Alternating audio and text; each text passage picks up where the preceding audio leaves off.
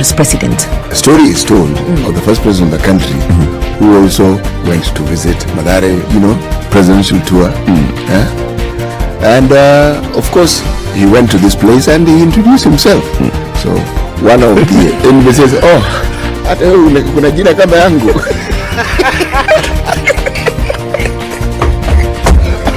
The Situation Room, Kenya's biggest conversation.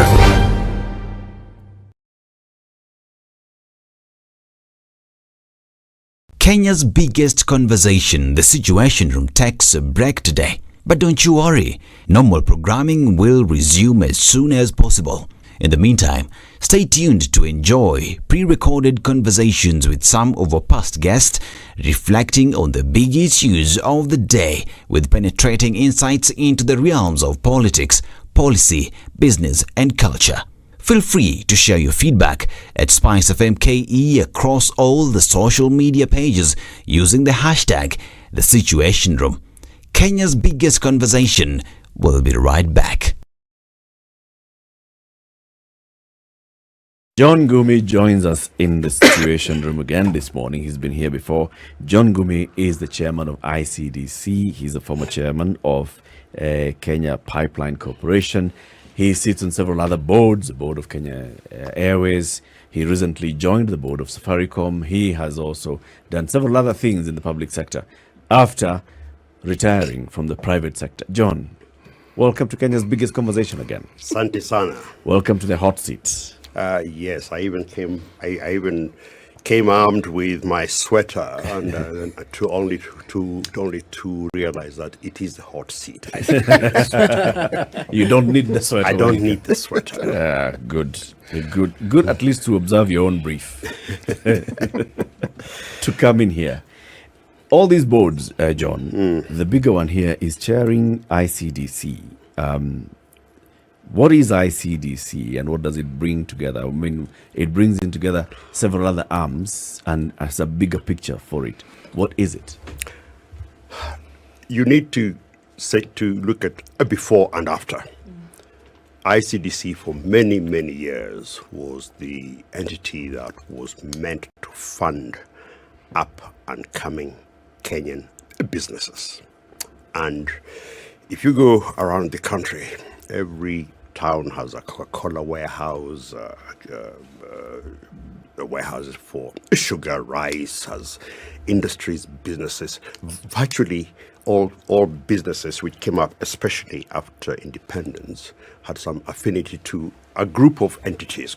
ICDC was one, Kenya Industrial Estates was the other, DFCK, now DBK, was a third, and IDB was the fourth. So they ranged from the smallest industries, which were held by KIE and ICDC, to the very, very large ones, which were funded and helped by IDB and DFCK. ICDC was a shareholder in many of our signature companies, Coke, GM, Firestone, and others. So look at it as it was the government's holding company for industrializing Kenya.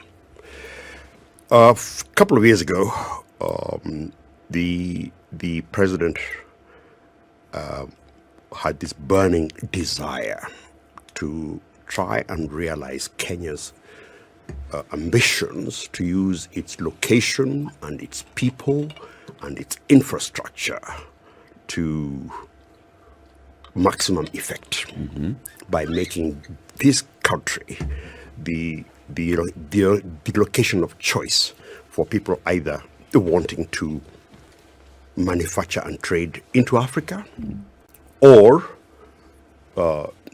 sell and buy into and from Africa. And there are certain things that that don't make sense. If you have a railway goes from somewhere to somewhere. Not to nowhere. It has to have somewhere it starts. Yeah. That's why a railway and a port are complementary, whether the port is inland or out. So, and if you look at our history, we had an entity called East African Railways and Harbours. Yes. So did South Africa, and countries like Germany and France have that unified railway, road, and port infrastructure.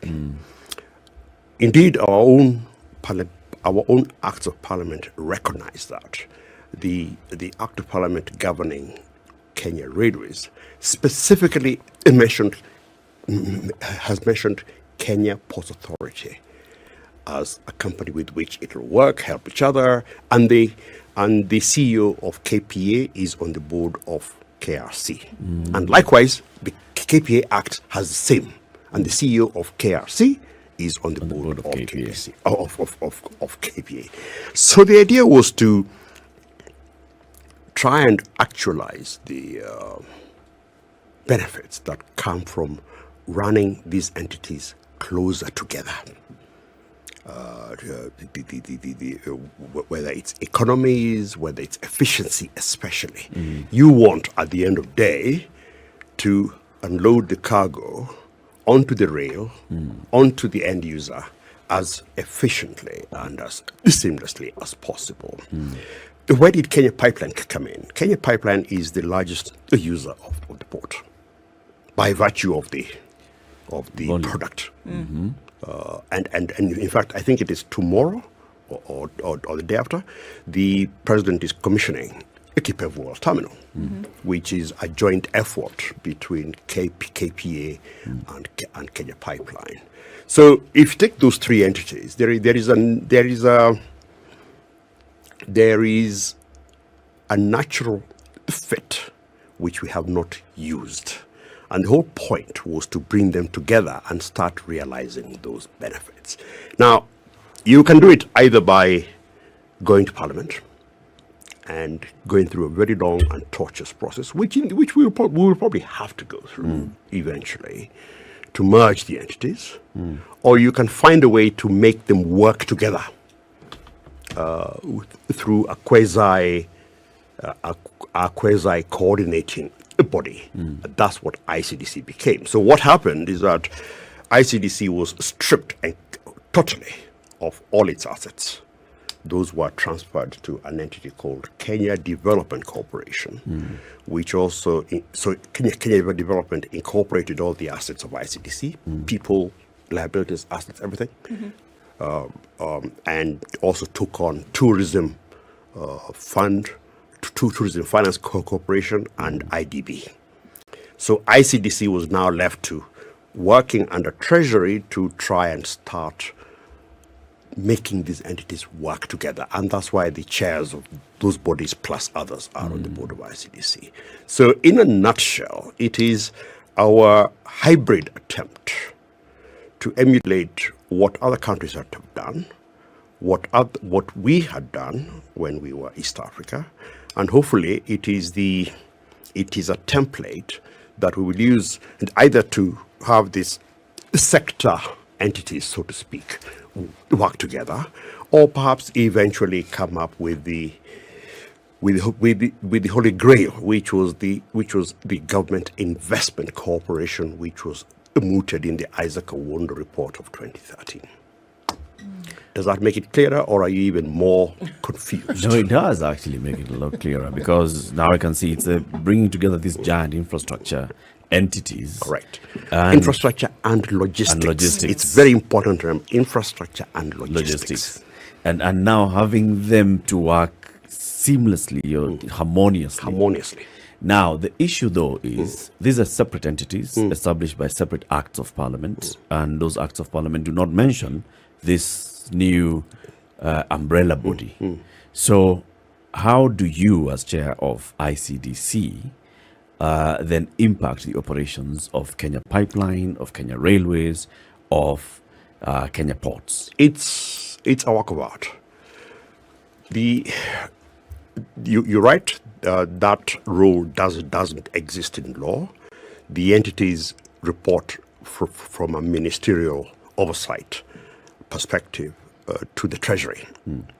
So what the idea was and is that ICDC reports to the Treasury, and the Treasury, in a sense, subcontracts the coordination. Not ordering, we do not direct them, but because the board chairs are in one room, because they all report ultimately to the Treasury, because the Treasury is also in ICDC, and because the Treasury, by virtue of the power of the purse, is able to direct people, that's the way it's done. It's not the cleanest way. As I said, ultimately what will be clean would be to go to Parliament and create a holding company, which the GIC had intended to become.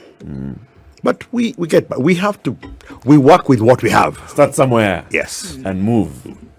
Well, if you were a storyteller, one would say you're a good storyteller. Because a good story weaves one plot into another and then into another and then opens up a whole new frontier that you hadn't seen. I didn't realize I was doing that. All I was doing was to answer your question. Yes, you did. You were chairman of Kenya Pipeline Corporation. Was it Company. I don't know why you people keep calling it corporation. All right. Sounds nice. Kenya Pipeline Company Corporation. Yeah. Now, you were chairman for 2 terms. For almost 2 terms. Okay. A term is what, 3 years? 3 years. All right. Now, what we would like to know is, tell us about the challenges. We never get to hear challenges that organizations have. Rarely do we hear of successes, because if it's a government parastatal, the successes tend to be few and far between. Now, when you were chairman of Kenya Pipeline, highlights of what you found challenging and highlights of what Kenya Pipeline was able to do so that Kenyans can look at and say, oh, you mean it is Kenya Pipeline who did this? Very good. Let me start with a positive. Because when I listen to your program and programs such like them, I get a sense of almost unending criticism, cynicism, attacks on public servants, public sector, and others. I mean, it just comes through every day. As I listened to you this morning on education, same thing. It comes through every day. The most amazing thing about the Kenyan public sector is the quality of people in it. Even when I was in banking, we knew that if you wanted to get the best trained people, hire them from government. Government has trained a manpower like we have no other in Africa in terms of quality. In terms of quantity, Kenya, Zimbabwe, and Nigeria are the biggest. And Nigeria, of course, is the biggest. But in terms of quality, the Kenya government has spent a fortune. Please just look at those budgets of these parastatals at state, and you'll be amazed. Talk to your friends who are in government, and they'll tell you they've been to university of this for a master's. So very high quality. Now, quality is nothing without output. And again, what came out very strongly, and it is something that we don't see, is that people actually do take pride in their work. They do want to do a good job. But generally speaking, the tone tends to be set from the top. But the best thing that came to me was that we were not dealing with it's not a monster that has run amok. It's people who really do want to do a good job and do it well. And they get proud if the institution is doing well. Now, when I joined Kenya Pipeline, it was in the midst of a major project, the second largest project after the SGR. That was the Nairobi Mombasa Line 5 pipeline. And it was also undergoing its own ructions. Let's say that all the things that we read about, the challenges of running of heading a parastatal, I have to be careful. Running is the CEO's job. The job of heading a parastatal were evident there. The clerks, the people, the capture by various business forces, the fierce fights for tenders, the allegations of favoritism and tribalism, and so on and so on and so forth. Let's just say that one had to take a decision. Do you go and, be like, when in the old Mercedes-Benz cars, there's a star at the front. And if you came in from Mars and you are asked who drives this car, you'll be told it's a star because it's a star, but you won't know there's an engine at the bottom. So do I sit there like the Mercedes star and just,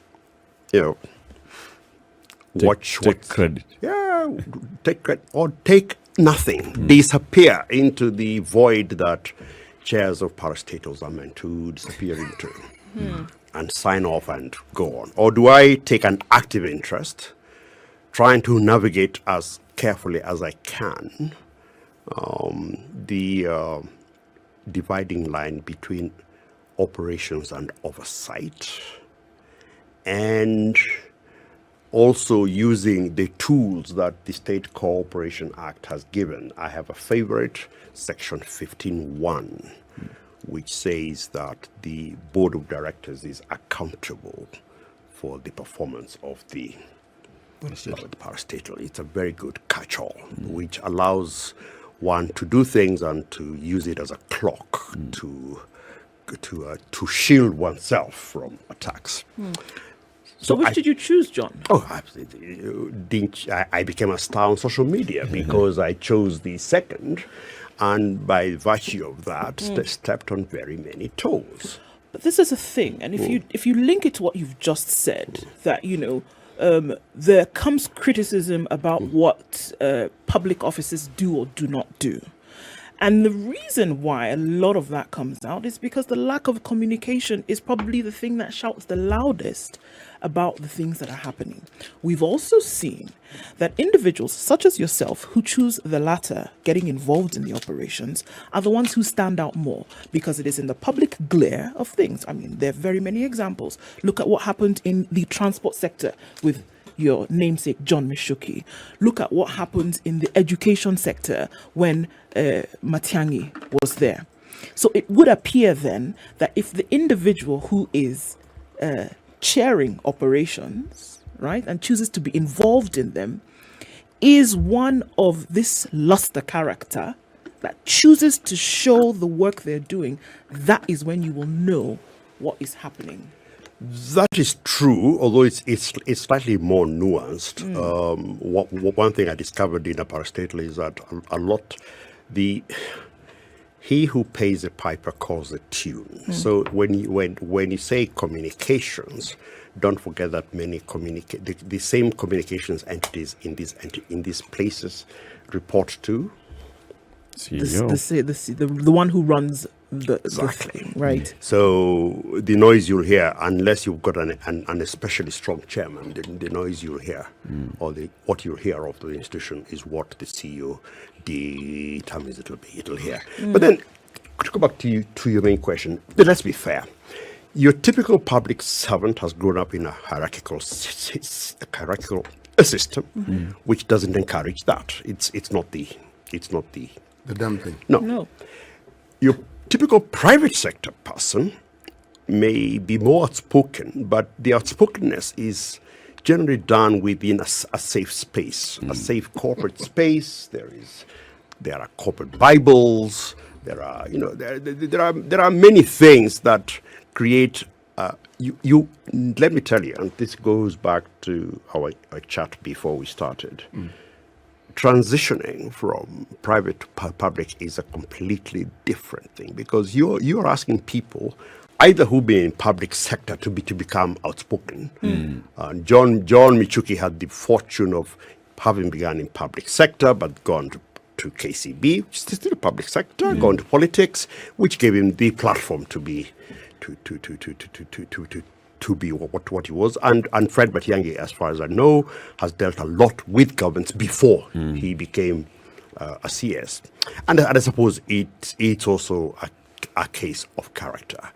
But I would be amazed, quite frankly, if we got a deluge of public sector leaders prepared to do what you think they ought to be doing, to communicate. By and large, your typical board chair will defer either downwards to the CEO, as the spokesman for the company, or will wait for the CS to make pronouncements. It takes a bloody-minded individual like me to find a third way. Kenya Pipeline Company Corporation. Yes, you've navigated those waters well, moved away from what you say is our regular fodder in the morning, public servant bashing. Yes. All right. So let's move along those lines and tell us, Kenya Pipeline, during your tenure, what are the things that you would say beyond doing pipeline things that it actually did that would stand out and people would look at and say, this is remarkable? Actually, the trouble with entities like Kenya Pipeline, or Kenya Power, for that matter, is that you won't appreciate what they do If we don't know what it is that they do. unless they don't do it. So it's when you don't have power that you begin to raise hell. It's when you have queues for petroleum that you begin to raise hell. Okay? It's like air. You take it for granted. That and just to jump ahead to KPLC, a favorite question I've been asking people in the last few weeks. When's the last time you suffered a power outage? You are Here at the office, your house, whatever. last week Sunday, How long? about an hour and a half. Was it acted upon? Well, after we called and asked what was up, And before that? silence. No, before that, when is the last time you had a How power frequently do you get power issues? Let's say in a issue? month. How frequently do you get power issues now? Well, no, unless it's planned, for example. Unless Right. it's planned, and they'll tell you, look, we're going to be off for the next 8 hours next Sunday, kind of thing. And a year ago? A year year and a half ago, ago? it was probably more frequent than that. So a year ago, I had people here on this desk complaining, and today they're not. Why? There's some action. Because it's doing what it is meant to do. The reforms there are working. Pipeline, the month I joined, there was a petroleum shortage. That was the last month there was a shortage until I left. Number two, we completed probably the most complex project, not because it's complex, but because of the various interests and forces that were around there. But we beat all odds and completed that project. The third one, again not known, is that we took over Kenya Petroleum Refineries in 2016. 2016. There was murmuring from the usual suspects. But KPRL continues and has been, how many parastatals have kept another parastatal alive? Most parastatals can't do that because they tend to be dead. How many parastatals are alive? Finally, and what I am proudest of is that the reason we began these entities, the philosophical background to these entities was always twofold. Number one, provide a service, a commercial service, so KPC, KPLC, whatever. But number two, provide a commercial service in a manner that ensures a return to the taxpayer. They are meant to augment, to increase the resources available to the government. This is the thinking that is supposed to steer all parastatals. Commercial parastatals. Yes. Commercial. You must make a difference. Commercial. Commercial parastatals. That is the thinking that is meant to steer them. And in my time when I joined, we had paid dividends to the government in various forms, tiny amounts, 300 million now and again. Which is, if if it was a private equity investor in Kenya Pipeline, with assets of around 150 billion, the investor would have been asking for a return of at least 10, minimum 10, more likely 20 billion. Yes.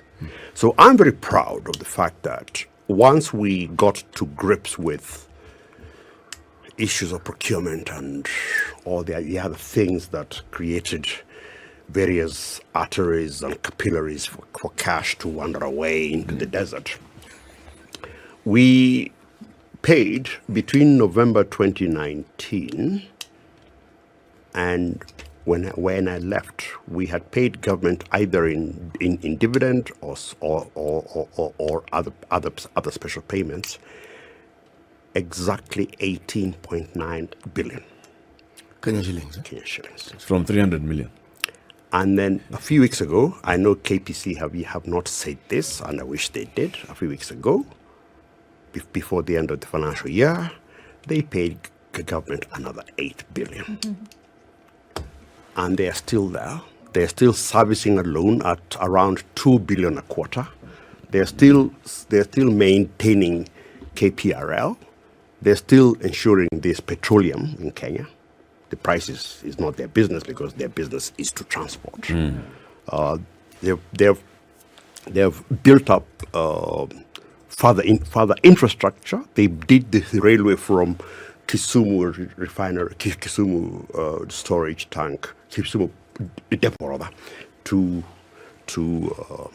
Kisumu port, which now enables the transportation of fuel by ship, by barges or ships, yes, over the lake. Across the lake. And that's actually a good story, because I remember, I believe, don't take these figures as gospel, but I think they are right. The quotation we had been given by outside estimates was around 800 million. To build that railway line from the Kisumu depot to the port. Yeah. We did it internally. Our engineers challenged us and told us they can do it. I think they did it for 40 million. John Gumi, chairman of ICDC, the one that is coordinating the operations of Kenya Railways Corporation, Kenya Pipeline Company, and the Kenya Ports Authority. Get it right. He's also a former chairman of Kenya Pipeline Company. He sits on the board of various other organizations. Recently, he was announced as a new board entrant into the board of Safaricom, and also sits on the board.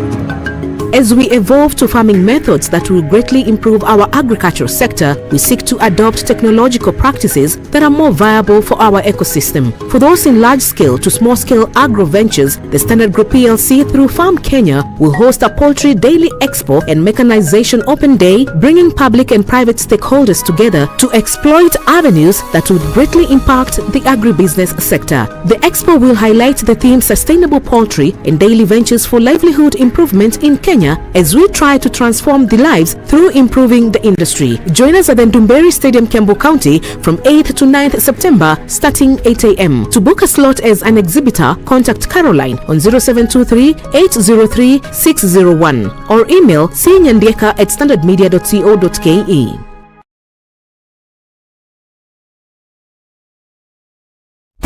Classic soul, R&B, smooth jazz, neo soul, and nostalgic ballads. Make some noise. Yeah. You're listening to Spice FM. Introducing the new Samsung Galaxy Z Flip 4, where you can enjoy the hands-free power of the Galaxy Flip 4's FlexCam, letting you take pictures and still be in them. Trade in your old device with Badili and get 20,000 shillings over traded-in phone value. You can also get it now and pay later with Aspira at 0% interest for 6 months. So, pre-order yours today and get a clear slim phone cover with Samsung Care Plus and 24 months warranty. Terms and conditions apply.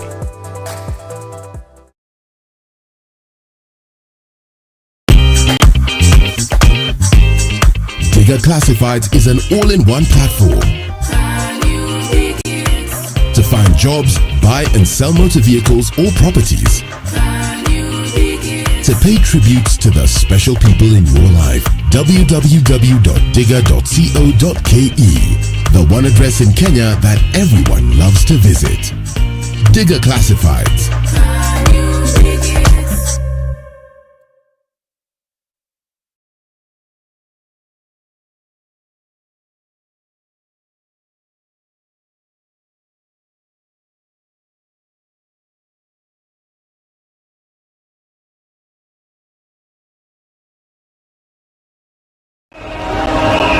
Hey, excuse me. Do you know of any courier services I can use to send my parcel up country? What? I stopped sending parcels because my people weren't receiving them. I actually wait till it's time for me to make that trip back home to carry everything. Gosh, now what will I do? Not to worry. If you want to send a parcel, we are introducing the all-new Standard Courier Services, courtesy of the Standard Group PLC. The following takes place between 6 a.m. and 10 a.m. Forgiveness is always conditional. Even before God, there's nothing like unconditional forgiveness. Government doesn't pay you pension until you retire. In fact, they have no money for you. The day you retire, they look for you retire. This country is punishing many young people. These young people are more susceptible to be deceived, to be taken advantage of, and they're more susceptible to be bought off. Let us also talk about where we want our country to go. You know, we are a population of very young people. We're in a state of capture. The judiciary is under duress. Parliament is in the pocket of the executive. You don't sit and wait for the regime to topple itself. It will never do so. By the way, let me tell you, these guys are so persuasive. I'm telling you, they can persuade you to sell your grandmother. I'm telling you, they can sell sand in the desert. See, has anybody on this program said to you as a guest, say, "Oh, shut up, we don't want to be told what to do"? Has anybody that kind of? Has anybody been I will not listen. a bit of advice? Because you're working on the premise that we should all pay heed to these proverbs. It's a very suspect notion. Kenya's biggest conversation, the Situation Room, takes a break today. But don't you worry, normal programming will resume as soon as possible. In the meantime, stay tuned to enjoy pre-recorded conversations with some of our past guests, reflecting on the big issues of the day with penetrating insights into the realms of politics, policy, business and culture. Feel free to share your feedback at SpiceFM KE across all the social media pages using the hashtag The Situation Room. Kenya's biggest conversation. We'll be right back. In the studio this morning is Daniel Juma. He's the Executive Director of Global Peace Foundation. Daniel, good morning. Good morning, how are you? Very well, thank you. Karibu sana to Kenya's biggest conversation. It's a pleasure to be here today. I remember the first time we had a virtual call. Yes, we did. When we were at the heights of Corona. But I'm happy to be here physically. It's good to see you in the flesh. To meet both of you, and of course Eric is not here today. Yeah. No. But I can see City, you almost remind me of Wajakoya. They almost look alike. I was wondering whether has anybody ever told you this before? You know, it is very strange that here I am making Wajakoya famous. You should pay for that. Yeah, it has been said. It has been said. I think it's the beard. Yes, the only thing I lack is that headgear that he puts on. Yes. If I put that headgear on, but what's that thing called again? It's called a durag. A durag. Okay. Yes. Yes. Okay. Yeah, I'm sure we can organize. Edna knows some people. Right. So, okay, Juma, Daniel, thank you. I mean, welcome again. It's good to have you here. Looking at important issues. First of all, let's talk about the Global Peace Foundation and what you do. I mean, right now with the Standard Group, then, holding these talks and these fora whereby we can talk about peace building and education. But let's start off with what the Global Peace Foundation does and the activities you're involved in. Okay, thank you. So Global Peace Foundation is an international non-profit. We have our headquarters in Washington, D.C., with more than 25 branches all over the world. The Kenyan office was established in the year 2010. And that's the time we hosted the Global Peace Convention, hosted by the former President Kibaki.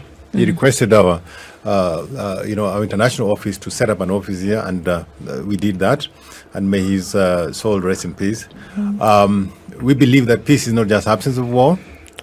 and peace is structural, and you need to really have global peace. You must start from the individual. It must start from local. So we address local issues, in the process of pursuing global peace. In Kenya, we have been focused mainly on education, and we use education as a tool for peace building. We believe education is critical. To quote Nelson Mandela, education is the best weapon that you can use to be able to change the world. So we believe that education is at the core of everything, even the problems that we have, even our political discussion, the difficult political discussion. Education has everything to do with the kind of leaders that we elect.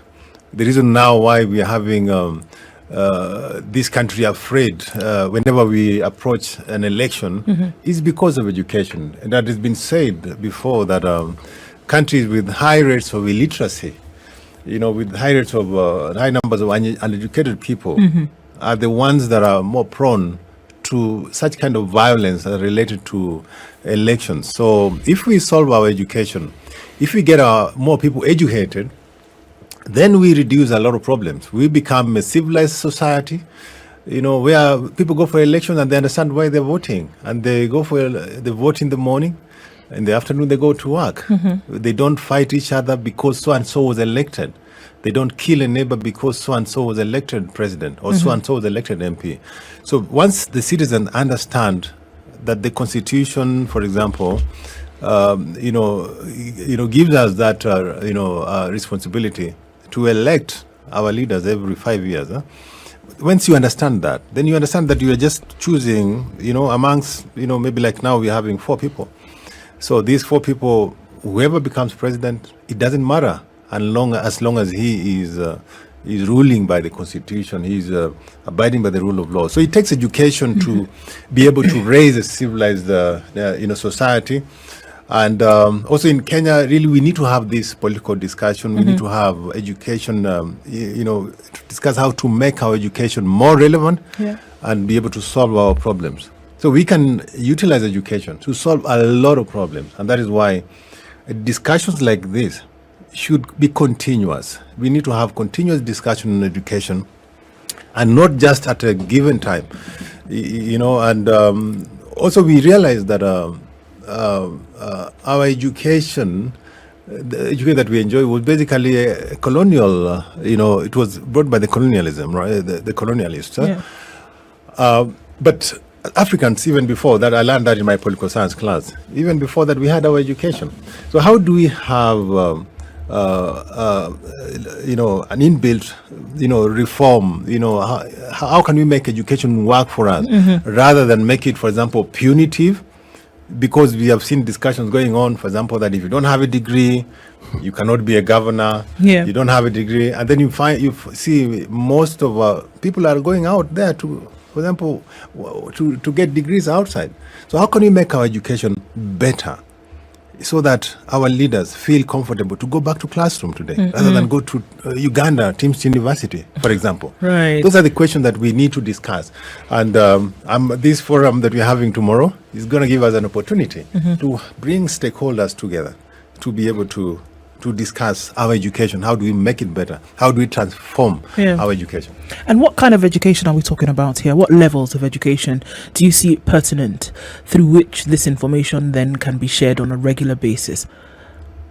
I think education is everything. As in, I believe that education should start right from when a child is born. Yes. So the family has one of the most, the biggest responsibility of raising a child, educating a child from when they are born. How do you brush your teeth, for example? The discipline, teaching the language, the mother tongue. So it starts from there, then proceeds to ECD, then to primary school, then to other stages. And it has been proven that you can go to school, but you cannot. You don't look educated. So we believe that everything starts from the family. Peace begins from the family. Education and how you socialize a child is starts from the family. So, and that's why for me, I think education is wide. Other countries do not, say that you have to go through this. For example, I know right now we have CBC, being promoted in Kenya. But do you know, for example, that we have other, people, going through, for example, for CGSE and all those foreign curriculum, for example. Do you know that we have people doing homeschooling? Yeah. So this is very, very wide, and discussions like this, and especially when we are going through an election, is very, very critical, because we have manifestos. We have these politicians coming with manifestos. Yep. I remember before we saw, for example, Kenya Kwanza, they were saying that when they come in, we'll throw away CBC. And then I have my small child who, is already in grade 6. Yes. And this guy is saying that they will throw it away. So without consulting me as a stakeholder, we are saying that the parent is the most important stakeholder in education. So, if you don't have this discussion, then a politician will come and say that when I'm elected, I just throw this and I'll bring in another system altogether without consulting me, a parent who is the most important stakeholder in education. So we are saying that education is so important to be left to government alone. It's so important to be left to the Ministry of Education alone, that everyone is a stakeholder, from employers, parents, teachers, and everybody else who is going to consume the products that come from our schools. Countries have ministries of education who run their education, whether it is right from the very primary stages right up to the university levels and so forth. They have curriculums. They are purposed to try and achieve, among other goals, meet the human resource need of the country. Yeah. So, where does the Global Peace Forum fit in? What do you do with the educators? What do you do with the ministries of education? What do you do with the practitioners of education to ensure that what you are referring to as peace is made an integral part of that learning process that they have in their curriculum? Yes, thank you very much. We have, since 2013, since we were established here, we have been working closely with the Ministry of Education in Kenya and stakeholders to be able to look at our system of education. And we had this discussion initially, and I remember even when the current PS, Dr. Juan, was in KICD, we were calling for transforming of our system of education, right, so that our education system can be able to meet the needs of industry, for example, to be relevant to the aspirations of the 21st century. And that's, for me, I'm of the view that education needs to be continually looked at, right, revised, so that because maybe 20 years ago it was different. For example, 20 years ago kuna wimbo ambayo ilikuwa naimbwa, so many vijana, na umuongeze na bidii, mwisho wa kusoma utapata kazi mzuri sana. Yes. So that time education, basically the motive for education was basically so you get a job. Yes. But education is more than that. It's not just for you to be able to get a job. Education should help you to become a good citizen, to become a responsible citizen. You need to have critical, what they're calling 21st century skills. Education can help you. You can get a job today, but you may not be able to keep that job. It's in education that you can be able to learn how to keep a job. So we have been driving a program in school called Character and Creativity Initiative. So how do you infuse character in the process of learning? How do you encourage, for example, a teacher, when they come to class, spend a bit of time talking to these children. Find out, how are you? Did you have dinner? How is your family? Listen to them. Maybe they have personal problems, and you as a teacher is the first role model that he's meeting. So we encourage a whole relooking at the culture, the school culture. So we're saying that a school should be a safe space for children. And as a parent, if I come to this school, I should be very comfortable that my child is going to come back home a better person. Not you take your child to school, you are teaching him or her, certain skills or how to behave. But when he come back home, maybe he's now doing drugs, he's smoking cigarettes, smoking marijuana and all that. So it's a discussion that we've been having, and we've been bringing these stakeholders together. Other than Character and Creativity Initiative, we also have something called Leap Hubs. So we urge schools to set up spaces in schools where students can be able, to go in and learn how to become an entrepreneur. Yeah. So we have Leap Hubs in schools like Mangu High School, Karibangi North, Moi Force Academy was our first Leap Hub. So you've been to the iHub. So we wanted to bring in the mindset of entrepreneurship right from school. Because if you do not change the mindset when they're young, there's no way you're going to make an entrepreneur after he's already, left the school system. Okay, that's a very interesting point that you bring up. But then, one of the things that we've seen over time, and CT, the educator in the room as well, can say, that you find that once you introduce something new, it is very important that the person who is the vanguard of that new thing has also been through. Because you say, it's very difficult to change the mindset once they've passed, that stage. Yeah. But then who are the people making, or who are the people teaching? Who are the people introducing? Have they been through a mindset change? Yes. Have they been introduced to this new information and this material? Because then doesn't it affect how you learn? We have had the issue with the CBC is that we had teachers teaching the CBC system who were entrenched in the 844 system, for example. Do you see what I mean? So how do you make sure that even with these new things you're introducing, that the person who is fostering them is also of the same mind, who probably came from a generation where certain kinds of teaching and technique had been ingrained or entrenched? Yeah. So in the Leap Hubs, for example, we work, with the mentors. For example, my patron at the Global Peace Foundation is Dr. Manu Chandaria. So, and he's one of the people when we started, donated computers to the first Leap Hubs. And, he's a consummate business person. He's actually one of the most known business industrialists in Africa. So in these hubs, we, of course, work with the teacher who is responsible for business, studies.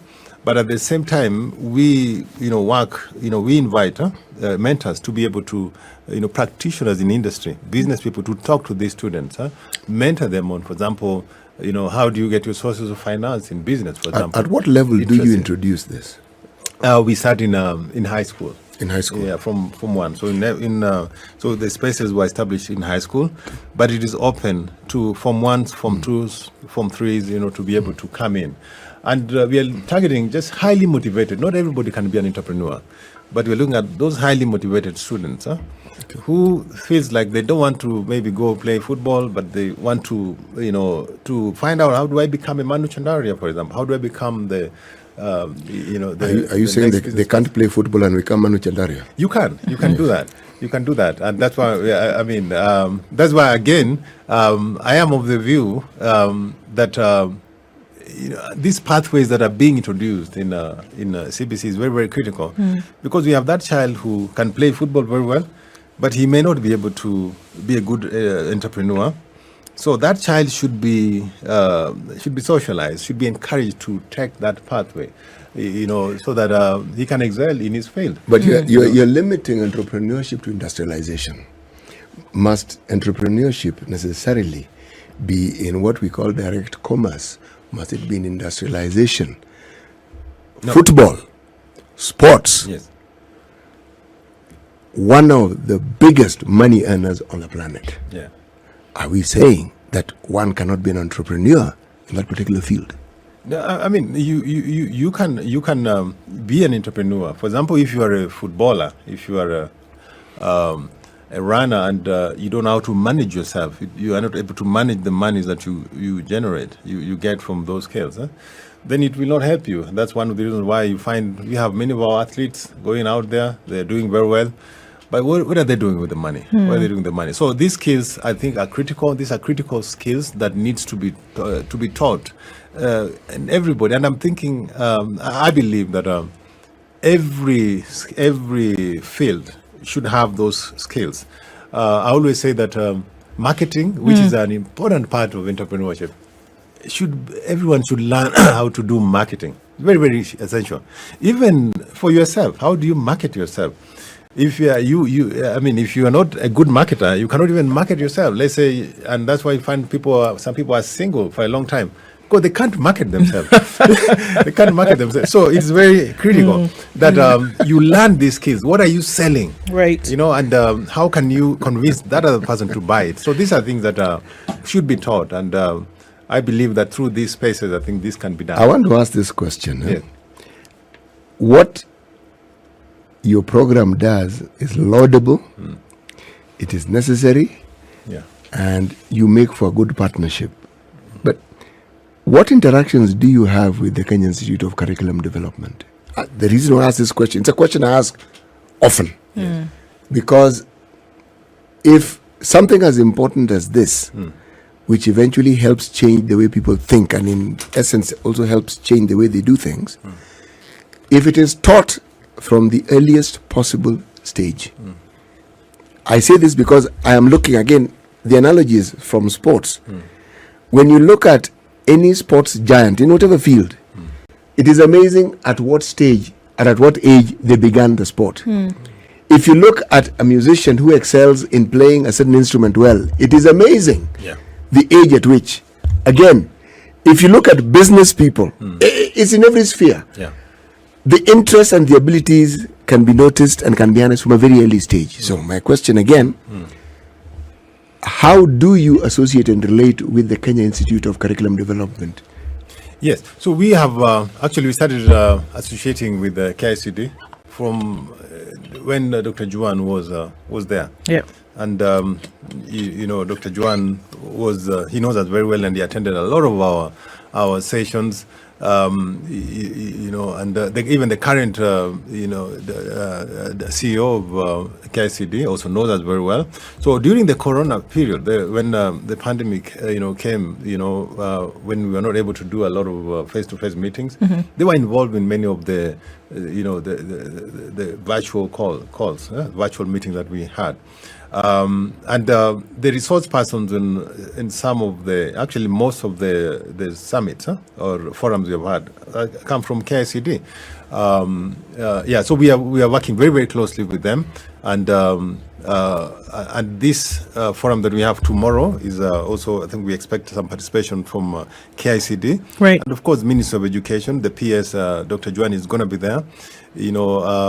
So our aim is to involve, of course, KICD is there, yes, to be able to help in bringing all these policies, so that government can be able to take up some of these things. But it takes, the stakeholders must all come together. Yeah. It takes, for example, a non-profit like us to demonstrate that this is working, that this is possible.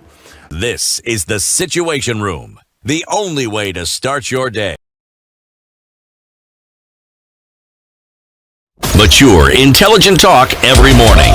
Done right. 94.4 SpiceFM, Nairobi.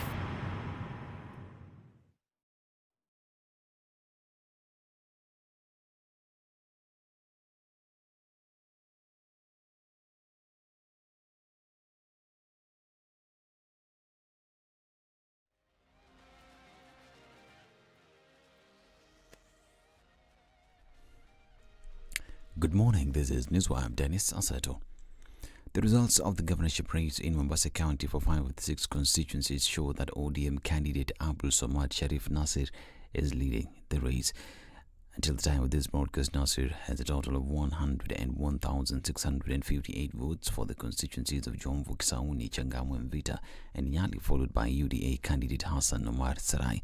In Kakamega, Fernandez Baraza is leading. The park will continue to follow up on the results coming from those 2 counties, including other constituencies across the country that went to the ballot yesterday. Now, David Mwalika of the Wiper Democratic Party has retained the Kitui Rural Parliamentary seat. Mwalika, the incumbent member of National Assembly, was declared winner after garnering 19,745 votes. His closest rival and former Kitui Rural MP got 10,178 votes. Speaking after being declared the MP elect by the constituency returning officer Winfred Ndoti, Mwalika expressed his gratitude to the residents for re-electing him to serve them for the next 5 years. And United Democratic Alliance candidate in Rongai constituency in Nakuru County has trounced the incumbent Raymond Moi to become the next area MP. According to the Independent Electoral Boundaries Commission, Paul Chabor clinched the seat after garnering 27,021 votes against Moi of Kanu, who got 14,715 votes. Raymond Moi had served the constituency for the last 10 years, having won the seat in 2013 and successfully defended it in the 2017 elections. Another former area lawmaker, Luka Kigen, vying on the Chama cha Mashinani ticket, came a distant third with a paltry 593 votes. Now, the Kenya Union Party, a political outfit allied to Azimio la Umoja One Kenya coalition, has won the Kacheliba parliamentary seat. The party's candidate Titus Lote beat the incumbent member of parliament who is flying the United Democratic Alliance ticket, Mark Lemunokol. John Lodinho of Kanu came in third. Now, the Independent Electoral Boundaries Commission Director, Information, Communications and Technology, Michael Ouma, has dismissed claims that hackers infiltrated the Commission servers to influence the outcome of the August 9th general election. In his affidavit, Ouma stated that the allegations by Azimio leader Raila Odinga, the principal petitioner in the presidential petition, are ambiguous, unsubstantiated, and without any basis. Ouma underscored that the agency had established sufficient mechanisms to thwart any infiltration attempt on its network. Odinga, who is challenging the victory of President-elect William Ruto, has alleged that during the transmission phase of the results, there was fraudulent interference with electronic copies of the results declared in Forms 34A, which were altered. The former Prime Minister in his petition noted that the interference on the Forms 34A by persons who had access to the IEBC portal was done with immediate and criminal intent to alter the reduce his votes and increase those of his competitor, President-elect William Ruto. Now, Supreme Court has dismissed Moses Kuria's petition and has subsequently ordered the 1 million shillings deposited as security by Kuria be refunded to him. Kuria filed a petition seeking to bar Raila Odinga's suit seeking to nullify President-elect William Ruto's win. In its suit papers, Kuria cited the violence at the Bomas of Kenya and came moments after Odinga filed his petition at the Supreme Court within the Milimani Law Courts. Meanwhile, only 4 lawyers from each party will be allowed in the pre-trial and hearing of the presidential petition, according to Chief Registrar of Judiciary Ann Amadi. Amadi noted that each of the petitioners, respondents and interested parties will only have a team of 4 lawyers representing them. She said that all the 7 judges will be present for the hearing and determination of the petition. We are expecting that every team will be allowed only up to 4 lawyers. It is still being negotiated, and we're expecting that the guidelines will be provided. We're going to have about 11 observers. We are going to have about 8 law clerks and the entire legal team from the Office of the Chief Justice. They'll all be there, and of course all the parties will be allowed. 7 judges from the Supreme Court will be sitting to hear the matter, unlike in 2017 where a 6-judge bench heard and determined the petition after Justice Ibrahim Mohammed opted out due to health challenges. This is Newswire. Dennis Oseto. Good morning.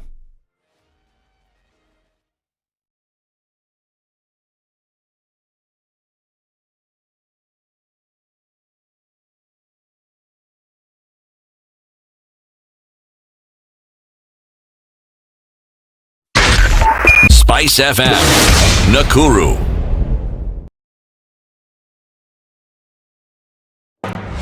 The following takes place from 6 a.m. to 10 a.m. every weekday on SpiceFM. This nation has never healed genuinely from the 2000-2008 violence. We've never had a healing process. We've swept it under the rug. Let me tell you, the handshake was the most disastrous political event in the history of country after the coup attempt of 1982. There is no Kikuyu pothole, Luo lack of water, Right. or Kamba, lack of traffic. Yeah. There is no Luya lack of drugs in the hospitals. Or Jaluo one. All our issues are the same issues. If you are in a room and just about everybody in that room has a court case or another, what impression does that give you? What are you saying? Why haven't you done it in the last 20 years? But they're telling us like August. some miracle is going to happen. My friend, I want to tell Kenyans you'll be in for a rude shock. The Situation Room, Kenya's biggest conversation. Kenya's biggest conversation, the Situation Room, takes a break today. But don't you worry, normal programming will resume as soon as possible. In the meantime, stay tuned to enjoy pre-recorded conversations with some of our past guests, reflecting on the big issues of the day with penetrating insights into the realms of politics, policy, business and culture. Feel free to share your feedback at SpiceFM KE across all the social media pages using the hashtag The Situation Room. Kenya's biggest conversation. We'll be right back.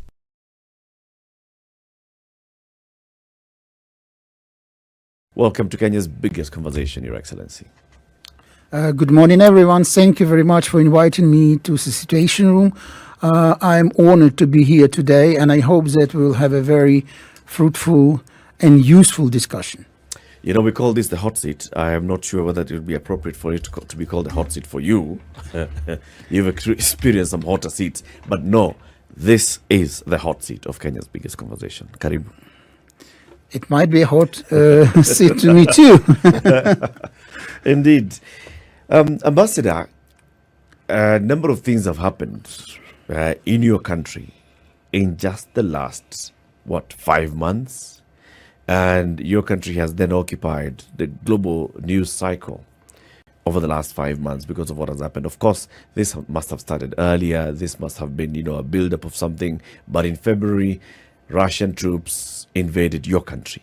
And since then, a lot has happened, not just in your country, but globally.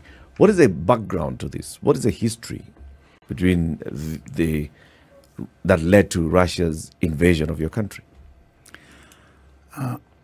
I can talk about the history of Ukrainian-Russian relations for hours. I understand that we have time limitation, and I will really do my best to be brief. All that started thousands of years ago.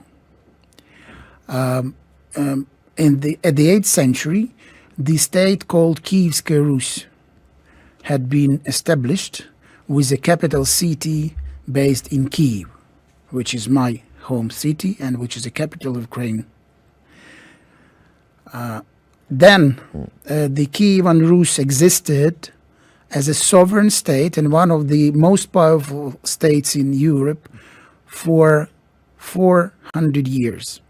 Then Tatar Mongols came with their invasion of all that state, and Kievan Rus stopped to exist as such, and after the Tatar Mongol invasions, different sovereignties had been established, and one of them was Moscovia, and the name was Moscovia because the capital city of that state was Moscow, which actually had been established by the Kievan ruler called Yuri the Long Hand, or Yuri Dolgoruki as we called him.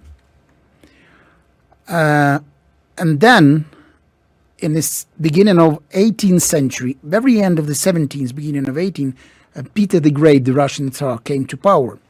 And he actually been advised to change the name of the state from Moscovia to Russia. The reasoning behind that was that by using the first 3 letters in name Russia, is Rus, they tried in a way to pretend that they're continuators of the old Kievan Rus. And from that on, they were trying to steal our history. They were trying to subjugate Ukrainians. They were trying to ban our language. And many other atrocities, to be honest with you. But thanks to Ukrainian resilience, we stood, and we've preserved our culture, we preserved our language, and during the history, we've actually been independent 3 times. The first time was the second part of the 17th century, and we managed to stay independent for a little bit more than 40 years. Then Peter the Great actually again occupied Ukraine, Russian troops rather, on the orders of Peter the Great. Then the second time we've been independent only for 5 years in the beginning of 20th century, from 1917 to 1922. Then actually then Russian Bolshevik troops came to Ukraine and made us to join Soviet Union in 1922. Now it's a third chance for Ukraine to stay independent. We became independent in 1991 on the 24th of August. Now we'll commemorate, because it's no time for celebration, but we'll commemorate the 31st anniversary of our independence this year on the 24th of August. And I hope this time that independence is forever. At least the whole Ukrainian society is determined to fight for our independence, for our identity, for our future and future of our kids. What has been, if I may ask, Ambassador, what has been if there were elements or factors that has remained the interest? I mean, we're looking at from the 8th century, Russia's interest in Ukraine. Are we seeing the same things up until date? We're looking at hopefully another independence this year. Are we looking at more or less similar issues that remain the interest of Russia in Ukraine until today? Unfortunately for us, Russia being an empire has a view that all East Slavic nations are part of Russian identity. Even Russian President Putin on many occasions stated that Ukrainian and Russian language is the same language, and Ukrainian language is not a separate language, but rather a dialect of Russian language, which is not true. And I can also spend hours talking about that, but I can give you a sound example which I really like. Love in Russian is любовь. Love in Ukrainian is кохання. The true fact is, and I have to be honest, and I'm not going to use any propaganda here, that around 20-25% of words used in Russian and Ukrainian languages sound similar, and some of them even have the similar meaning. But still, 75 to 80% of words are different, having different meaning, sound completely different. And although we can understand Russian language due to the fact that we've been forced to be part of Russian Empire for centuries, it's not our language. And our own language is Ukrainian. It's different from Russian. And by saying that Russian and Ukrainian is the same language is, I would say, honestly, my opinion, is a huge mistake. It's a fallacy. Definitely, that's the Russian policy, and not only Russian president, but most of Russian political elites for centuries, and now trying to use the propaganda to prove to Russian people the fact that we are the same, but we are not. Okay, we have something in common from our history. That's a correct fact, and I'm not going to argue that. But we are different, and we want to live our own lives, and we don't want anyone to say us how we should live, what society we should build, what unions we should join. It sounds like sorry, City. No, go ahead. Please. Sounds like, Your Excellency, the way you've even given us the history of the Ukrainian people from Kyiv. There's always been some interaction with other peoples. And in some cases, maybe some influence coming in from other peoples, whether it's the Russians or the others who came in, or the Mongols. even after you gained your independence and you declared this last independence in 1991, there has been external influence, either coming from Europe or coming from Russia. Is there a period in which the Ukrainian people have actually exerted influence into other cultures and not vice versa? Oh, definitely. It goes back to the 11th century. Again, I can talk about that for hours, but I can give you one of the most famous examples. The daughter of a ruler of Kiev's Rus, whose name was Yaroslav the Wise, Anna Yaroslavna, as we call her. She was the wife of the French King Henry II. And the interesting and hilarious fact is that she could write and read, and he did not. And on the decrees, he put the cross and he signed them on royal edifices. And she brought the Bible from Kiev to France, and from then on, all French kings make the oath of allegiance on that Bible in the Reims Cathedral. And this Bible is still there in Reims Cathedral. Means that we have that interactions with different nations in Europe and beyond, starting from the 11th century. And definitely when we got independence in 1991 again, we start interacting with all the countries. And our foreign policy goal is, and always will be, to interact with all the countries in the world, trying to build friendly relations, trying to be friendly, trying to help countries if there is need for that, to develop their science, culture, to develop our ties with people-to-people contacts, because we consider people-to-people contacts as one of the most important tools of the foreign policy, I could say, because again, if you're only trying to build up relations with political elites of the particular country, but not trying to build the same relations with people, I think that foreign policy will not be successful.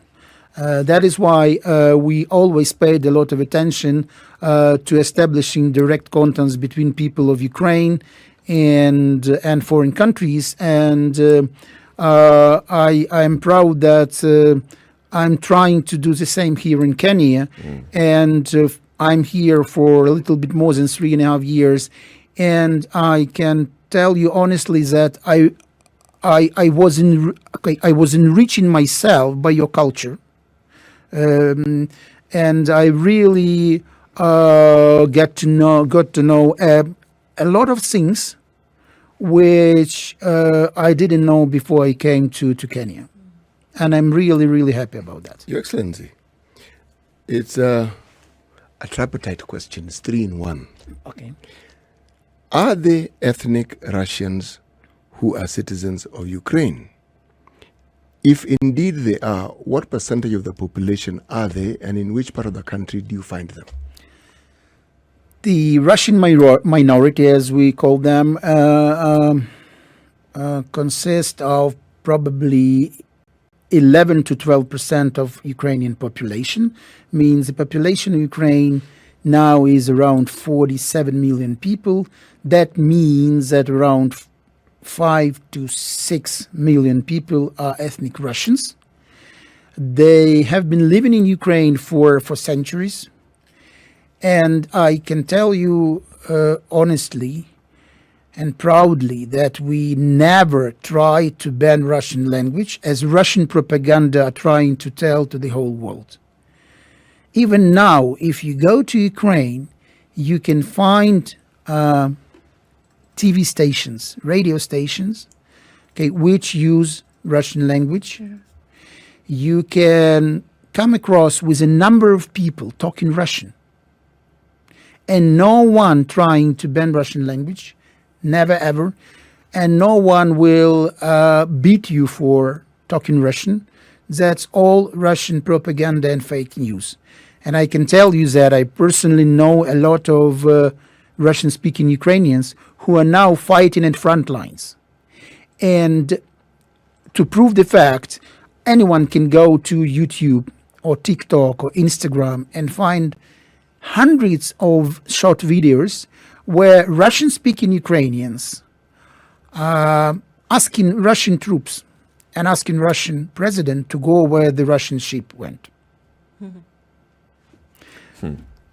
Around the beginning of this particular invasion of Ukraine, there are incidences that occurred at the border. And unfortunately, those incidences that were highlighted by the world media involved African students. Now, it painted a not too pleasant picture of Ukraine. Please comment on it. When the invasion started, it was really, really a challenging situation. Hundreds of thousands of people were trying to flee from Ukraine. Among them, thousands of African students.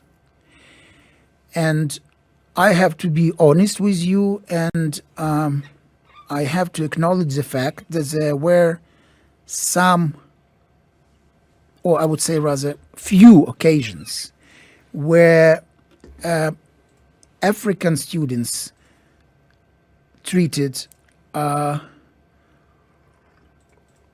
in not right way. Yes. But first of all, I would like to apologize for that. Although I'm convinced that even that skated cases, few cases which took place, were not intentional and were not with intention to show, superiority of Ukrainians over African people and African nations and African students.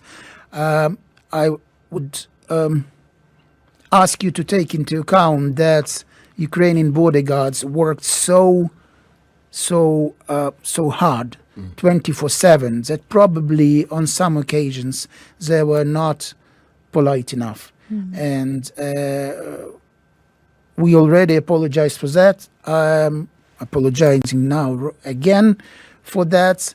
And believe me, we really care about African students who were studied in Ukraine, whose dreams were ruined as a result of Russian unprovoked and unjustified invasion of Ukraine.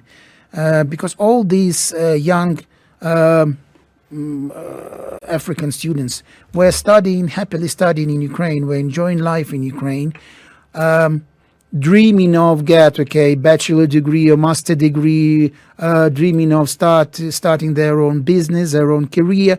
Now all these plans have been ruined, because all of them had to come back to their home countries or go somewhere else to pursue their studies. But I'm sure that when the war ends, we will be happy to greet a new wave of African students coming to Ukraine.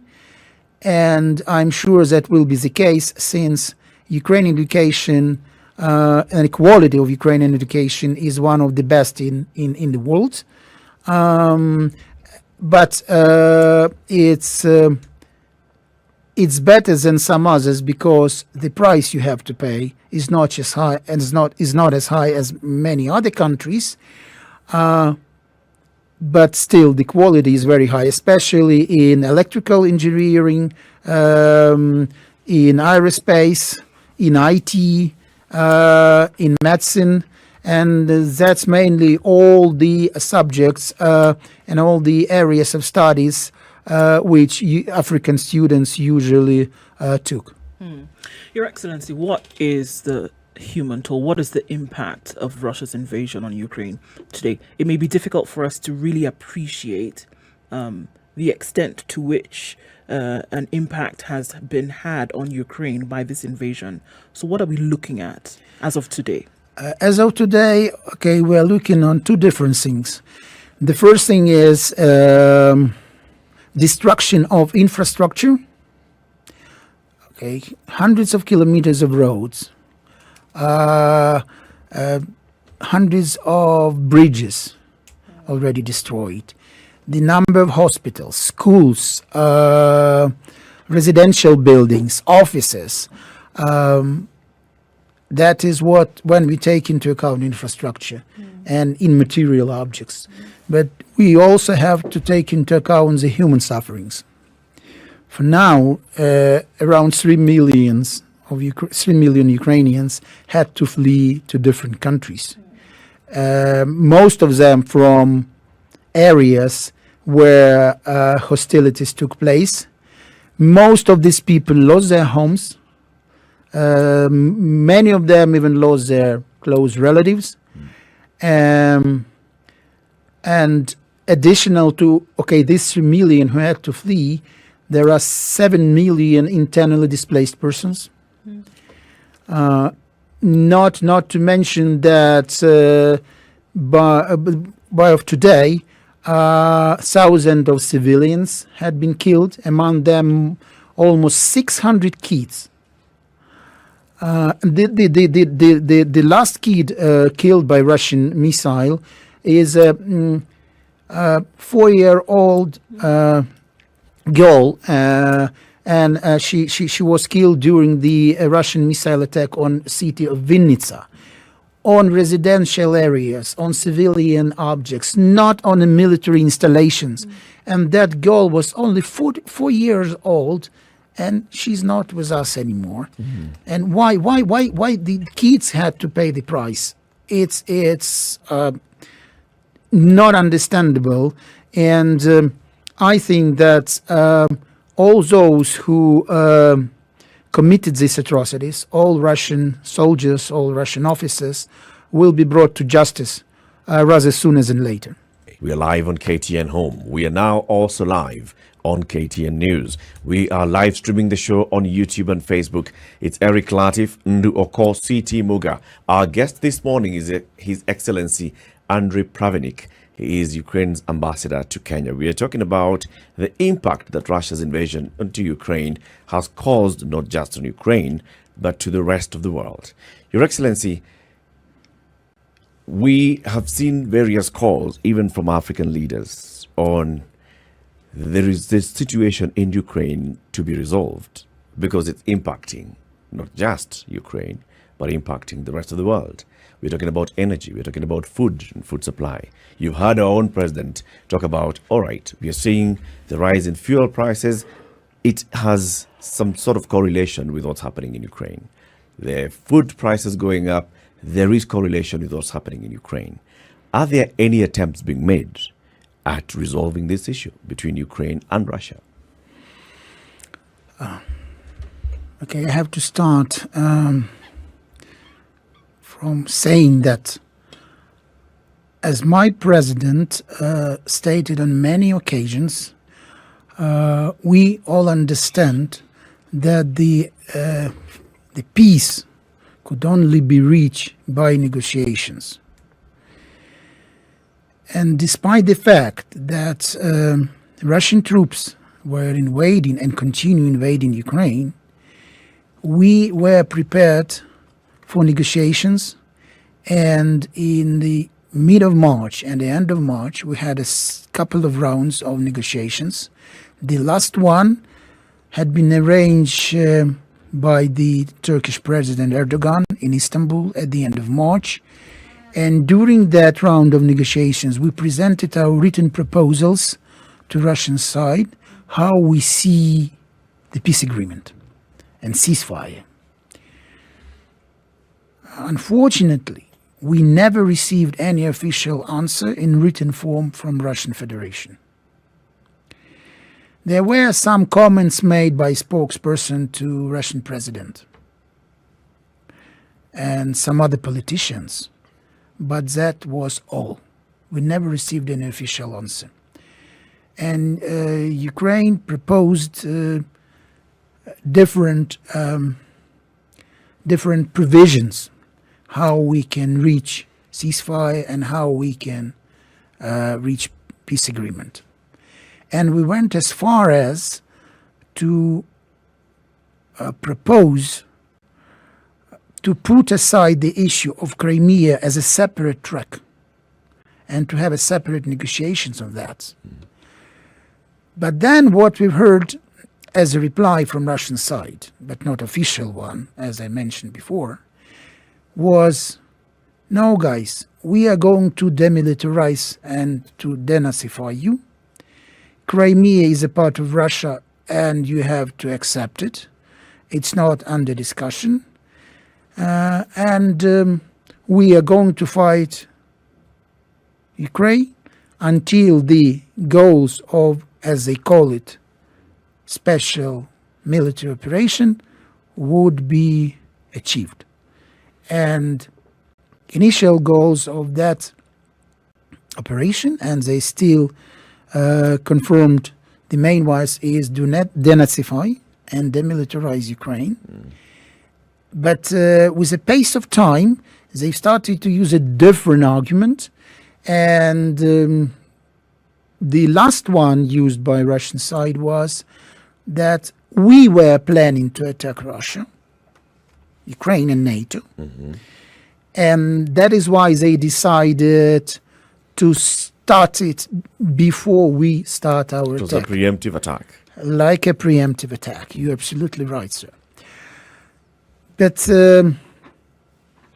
all I can say is that is complete nonsense.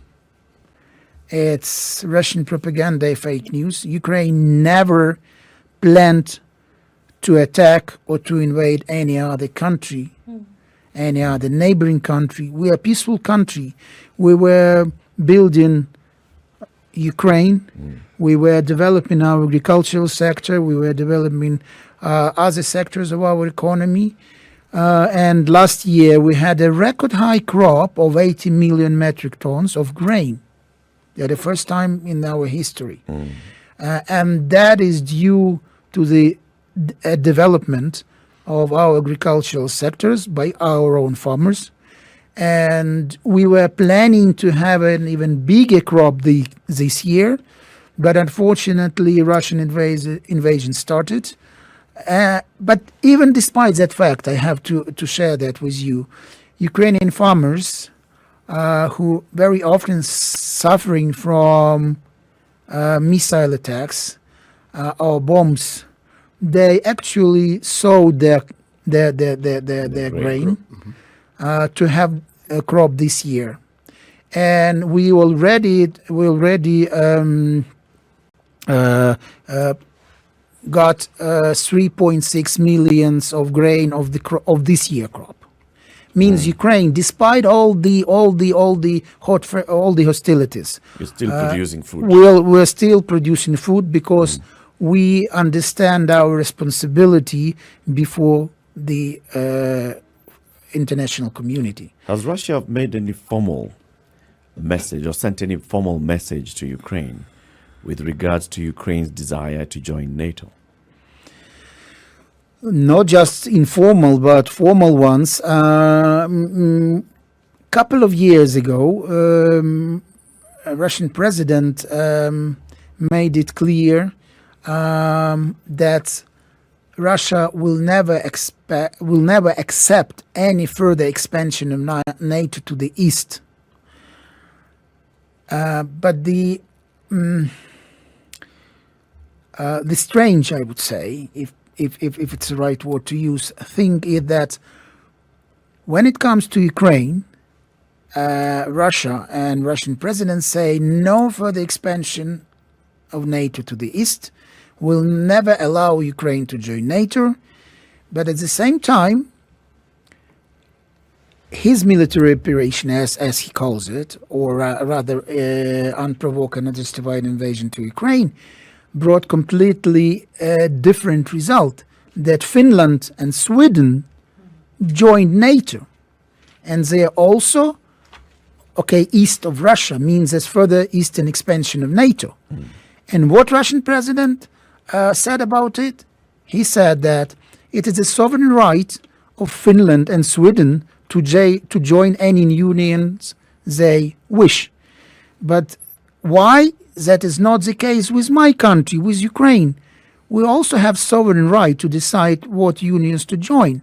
But in the meantime, Russia thinks that we don't have that right. For whatever reason, I think that is based, again, on what we already discussed before, on history. We know it is cold, but Cold Stone Creamery has hot deals for you. This month, enjoy cups of rich and creamy ice cream, delicious ice cream cakes, and fresh oven-baked cakes at amazing prices.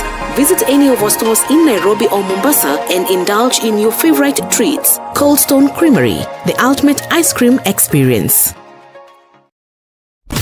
Classic soul, R&B, smooth jazz, neo soul, and nostalgic ballads. Make some noise. Yeah! You're listening to Spice FM. Introducing Watele, County 49, a rich county where the leadership has failed its people. Justice and peace are elusive while violence sweeps through the county. What will be done to save the people of Watele County? Watch County 49 as our heroes and villains clash in an exciting tale of corruption, greed, love, and redemption. Every week on showmax.com. Classic soul, R&B, smooth jazz, neo soul, and nostalgic ballads. Make some noise. Yeah! You're listening to Spice FM.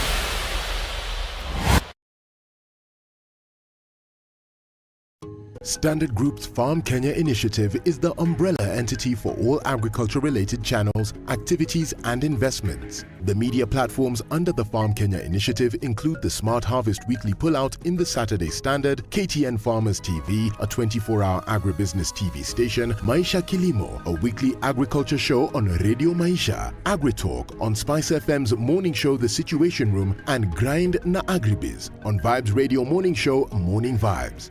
Find us online at www.farmers.co.ke, an integrated website that creates and aggregates agri-content, hosts a digital marketplace, and wide range of agri-data. Other platforms include specialized events such as the annual Mkulima Expo, quarterly Farmers Kenya Breakfast, and dedicated social media platforms at Farm Kenya 254. Farm Kenya, working to secure your growth. Hey, excuse me.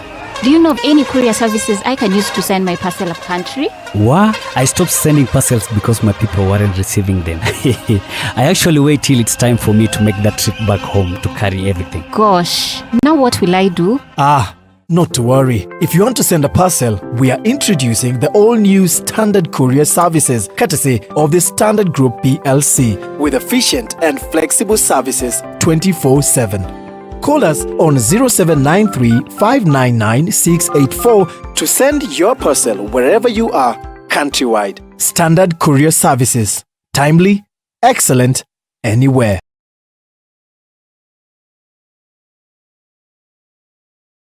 The following takes place from 6 a.m. to 10 a.m. every weekday on Spice FM.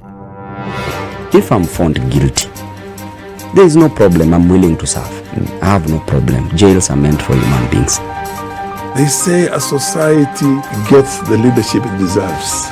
If you have a corrupt, crooked and rotten society like we have in Kenya, then of course they will get that kind of a leadership. I think the president should dissolve parliament. That's the best solution at this moment in time. Dissolve parliament. All of you go home. Yes, we all go home. How are we encouraging other people who might have new and creative ideas? Young people who are making money without any government help. They are just buying their own bundles. They are going on TikTok and making money. KRA is coming after them. I've been in parliament for 15 years. We have been unable to pass the gender law. And yet no presidential candidate is talking about it now. Because we are fake. The truth is, all the men refuse to vote for that law. What did Sonko do to Pumwani Maternity Hospital? Yeah, he with cleaned his it own up. money. Cleaned it with his own money. That was him as an individual. Yeah. And I did not say he was cleaning his own money. I was saying he cleaned it. Foot, mouth. Foot, mouth. Eric. Kenya's biggest conversation, the Situation Room, takes a break today. But don't you worry, normal programming will resume as soon as possible. In the meantime, stay tuned to enjoy pre-recorded conversations with some of our past guests, reflecting on the big issues of the day with penetrating insights into the realms of politics, policy, business and culture. Feel free to share your feedback at SpiceFM KE across all the social media pages using the hashtag The Situation Room. Kenya's biggest conversation will be right back. John Masharia is a Rockefeller Foundation Acumen Food Systems Fellow, and this fellow is also the country manager for AGRA Kenya.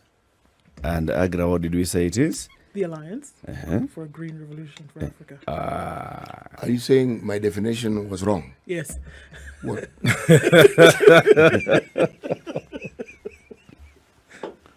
But Mashara, I told them when they asked what AGRA was, I said, it's where you work.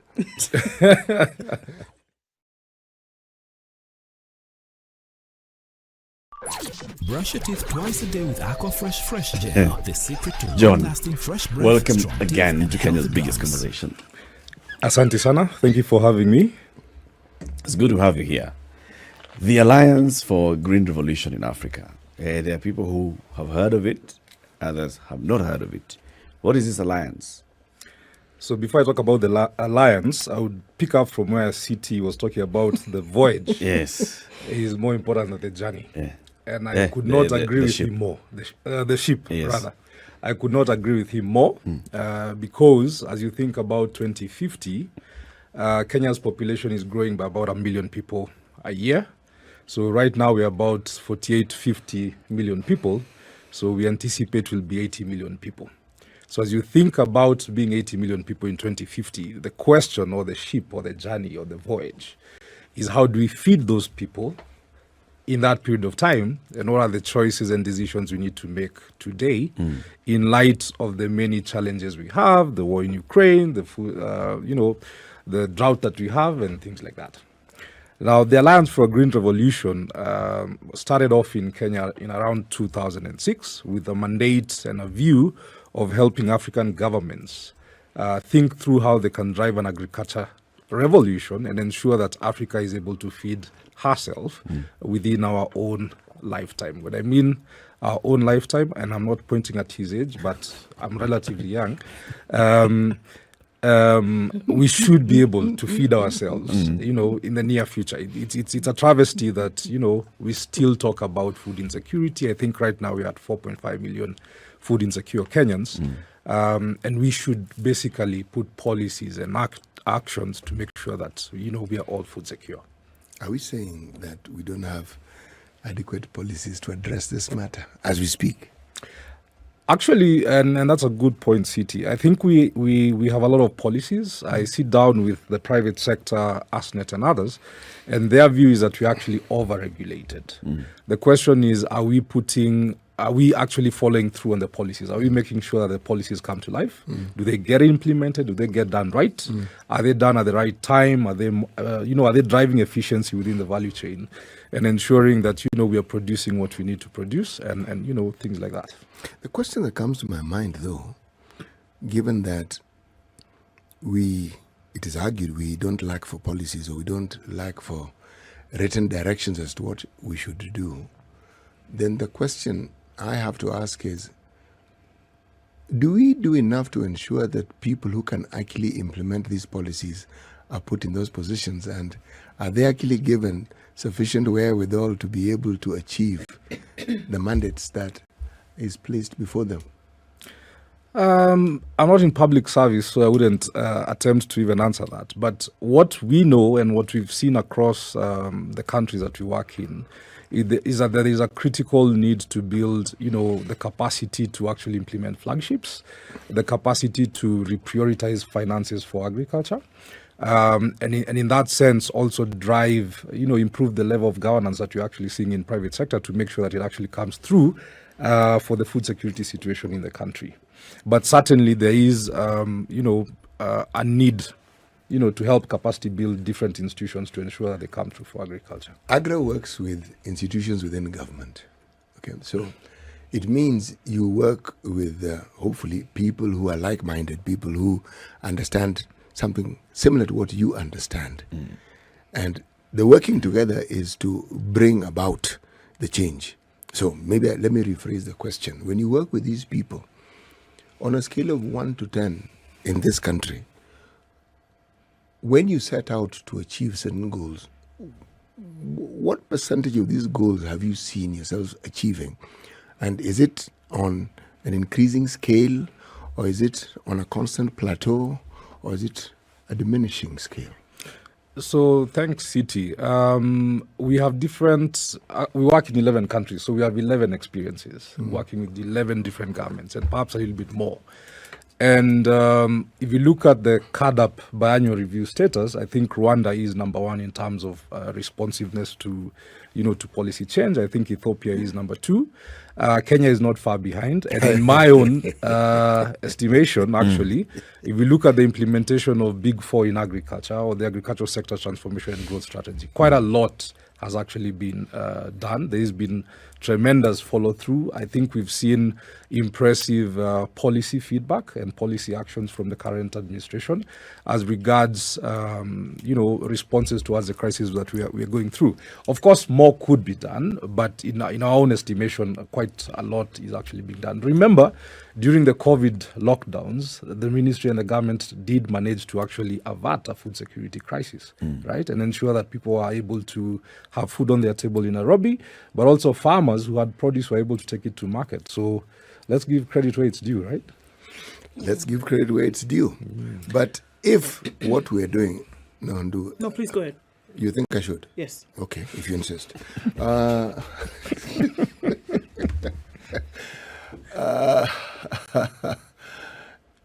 Let me simplify the question.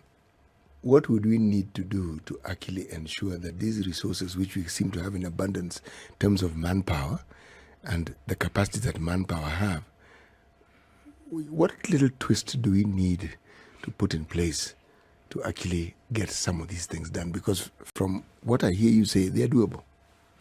Actually, they're beyond doable. From where we sit, we actually believe that it is possible to feed the nation in about 2 to 3 seasons.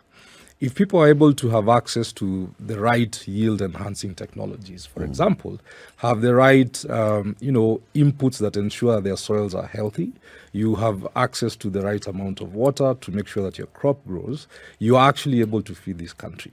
But we must be able to be bold enough to address some of the issues we go through. Right now, our yield for maize is anywhere between 1 metric ton to 2 metric tons, vis-a-vis countries that are doing 9. That means that you're actually not competitive, or you're not utilizing your resources more as efficiently as other nations are doing.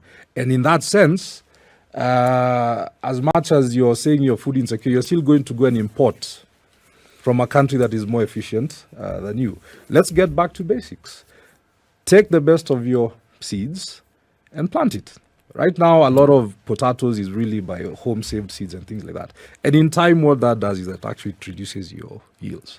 But if we come back to basics, access good agronomic practices, access the right yield-enhancing technologies, you should be doing pretty well. Okay, so you talk about 11 different experiences with Agra. I think it's interesting because now we're looking at a world situation where everybody's complaining about the fact that, the cost of food is going through the roof, the cost of living is going through the roof. Here in Kenya, everybody is complaining about that. And political pundits, political practitioners also using this. Is it really an excuse, or is it really an issue? Is the crisis that's going on right now, in Ukraine and Russia, does it really have a direct effect on what is going on here? First of all, and thank you, Oku. It's a travesty, the human life that is being lost there. I think we need to stop the war and get back to normal. But the reality is that Ukraine and Russia controls about 30% of grain markets in the world. Between the two countries, we have about 18% of the world's exports coming from that particular area, and about 78% of the world's sunflower. And that then affects, 78%. 78%, right? So if you think about that in terms of demand and supply, and then think about that in terms of regional trade, then you begin to see the impact of food and the prices that you're beginning to see. When you think about fertilizer, Russia was about number 1 in terms of nitrogen fertilizer exports, number 2 in terms of potassium, and number 3 in terms of phosphorus, right? The other bit of this crisis is that it's driving countries to stockpile, not just food, but also fertilizer. Right. China contributed about 12% of the world's global exports for fertilizer, and it stopped doing that, I think, in 2020, stockpiling. That meant that the fertilizer access in the world shrunk. But then now that you have blockades, you have, maize can't go out, rice can't go out, maize can't go out, wheat can't go out, sunflower can't go out again. Global, whatever is available out there has shrunk. Now, underlying that is that 50 countries actually depend on those 2 countries for about 30% of all their wheat consumption. And 25% of that depend on those 2 countries for more than 50% of their imports. Yeesh. Kenya is among those ones that, we import about 60% of our wheat from that region, right? So if you think about the cost of wheat, it's relatively going to be high. We import about 60% of our imported wheat. Imported wheat. Okay. Right? Not of our wheat demand. Of our wheat, let me put it like this: what we import is about 60% coming from that region. From that region. That could be what we demand, but it could also be higher. And quite recently, you've seen that fertilizer prices came from 2,500 to almost 6,000. That affects the cost of production. A bag of 90 kg maize came from a wholesale price of 2,800, 3,000 to almost 6,000 in some places. Right. So when we say that this is not affecting our food prices, I think we need to look at our statistics better. And I also want to tamper that a little bit and just provide some context. The last time I was here, Eric, we had the COVID lockdowns, but we also had the locust invasion. Right? Yeah. Now we have the Ukraine crisis, but we have a drought. And I can tell you that I've been to Makueni and a number of other places, and we've had 3 or 4 failed seasons. So the demand for maize might also be because we have less maize within country. And then, whatever we expected to import from Tanzania or Uganda perhaps also didn't come in. So the price is going up, but from a cost of production point of view, fertilizer prices are significantly higher. Okay. I mean, there's look, for people who will split this conversation, there is the need to look at what was happening prior to the crisis in Ukraine, Russia. Right? That was there a deterioration of the situation even before this crisis broke out, and then we saw a lack of supply, right? Can we, just like you're saying now, can we attribute then this high cost of living because we started to see things go up prior to this? This could exacerbate the situation, but were we not already in a situation where things were already looking south? Thanks, Oku. The truth is, actually, the COVID pandemic was like the precursor. It's the one that opened the floodgates, right? Because if you remember, we shut down our borders. There was no international travel. That in itself had an impact globally in terms of food, trade, and quite a number of issues.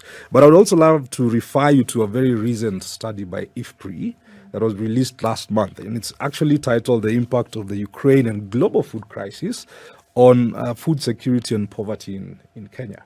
And it actually postulates that this year, the GDP growth in Kenya is going to constrict by about 0.8%. But 45% of that constriction is actually going to be driven by the agricultural sector and particularly the fertilizer prices, right? And it assumes that with a 100% increase in fertilizer prices, you should see a 20% reduction in production, which then leads, to reduction of consumption, reduction of incomes because people will get, go out of jobs and et cetera, et cetera. But the biggest number for me is that contraction will actually drive 1.2 million people into poverty again. Right? More than. A new 1.2 million people. Yes. As a direct result of this. Our poverty numbers were about 37% living below $2 a day. Because of fertilizer and what's going on in agriculture, another 2-point-something% are expected to get into that bracket. So we're going to 3.9 to 39 to 40%. And that 2% represents 1.2 million people. That to me is a big number. And it also shows a disparity between, the impact that agriculture has to drive people out of poverty, to get them into jobs, vis-a-vis the investments that we actually make to make that happen. And all of this because of external factors. A lot of this because of external factors, especially fertilizer prices that are skyrocketing. And it's a fantastic study for any person who is a political pundit and wants to actually get some serious science into this conversation. Yeah. What did you say the study is by? IFPRI. IFPRI. Who's IFPRI? Well, it's a research think tank, global in nature, has had fantastic... This particular study is supported by BMGF, the British FCDO and USAID, and it's basically to spotlight how do we get countries to have policy initiatives that actually respond to the right challenges, and also to understand the extent and magnitude of the crisis that we are having, right? So in this regard, I'm happy to say that, as we think about the food prices and things like that, government has made some attempts to actually bring down the cost of production on one side. So we have the National Value Chain Support Program that is providing some subsidy. We have the KICD program that is also providing subsidy. And we have the import window that was extended so that people could import from outside of COMESA and EAC. John, so it's 2 shillings. Are these measures working as well on the ground as they are on paper? Because yes, there are all these programs, and they're supposed to be helping to bringing the cost of production down. Do we actually feel the impact of these programs? So I think at a national scale, it might take short to mid-term to actually see the direct scale of these initiatives. But when you go to the counties, for example, when you meet Governor Nyoro, who's actually physically distributing fertilizer and seeds, then it takes a season for the family to actually know that its cost of production was brought down, and you get more yields and you have more to eat, and also some to sell to make income. So there is a micro versus macro conversation here, depending on where you're sitting. This is the Situation Room, the only way to start your day. The following takes place between 6 a.m. and 10 a.m.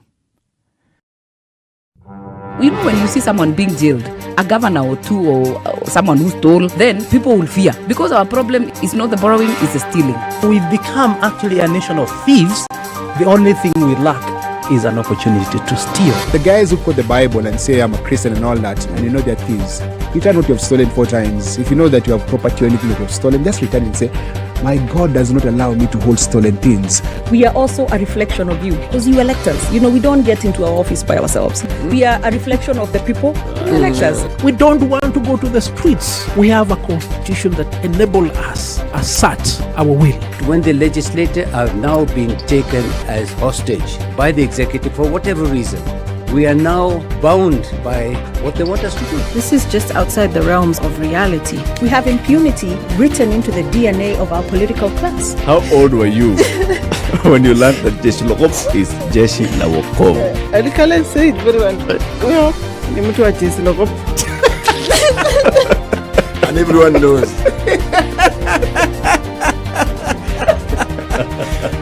Okay. This is the Situation Room, the only way to start your day.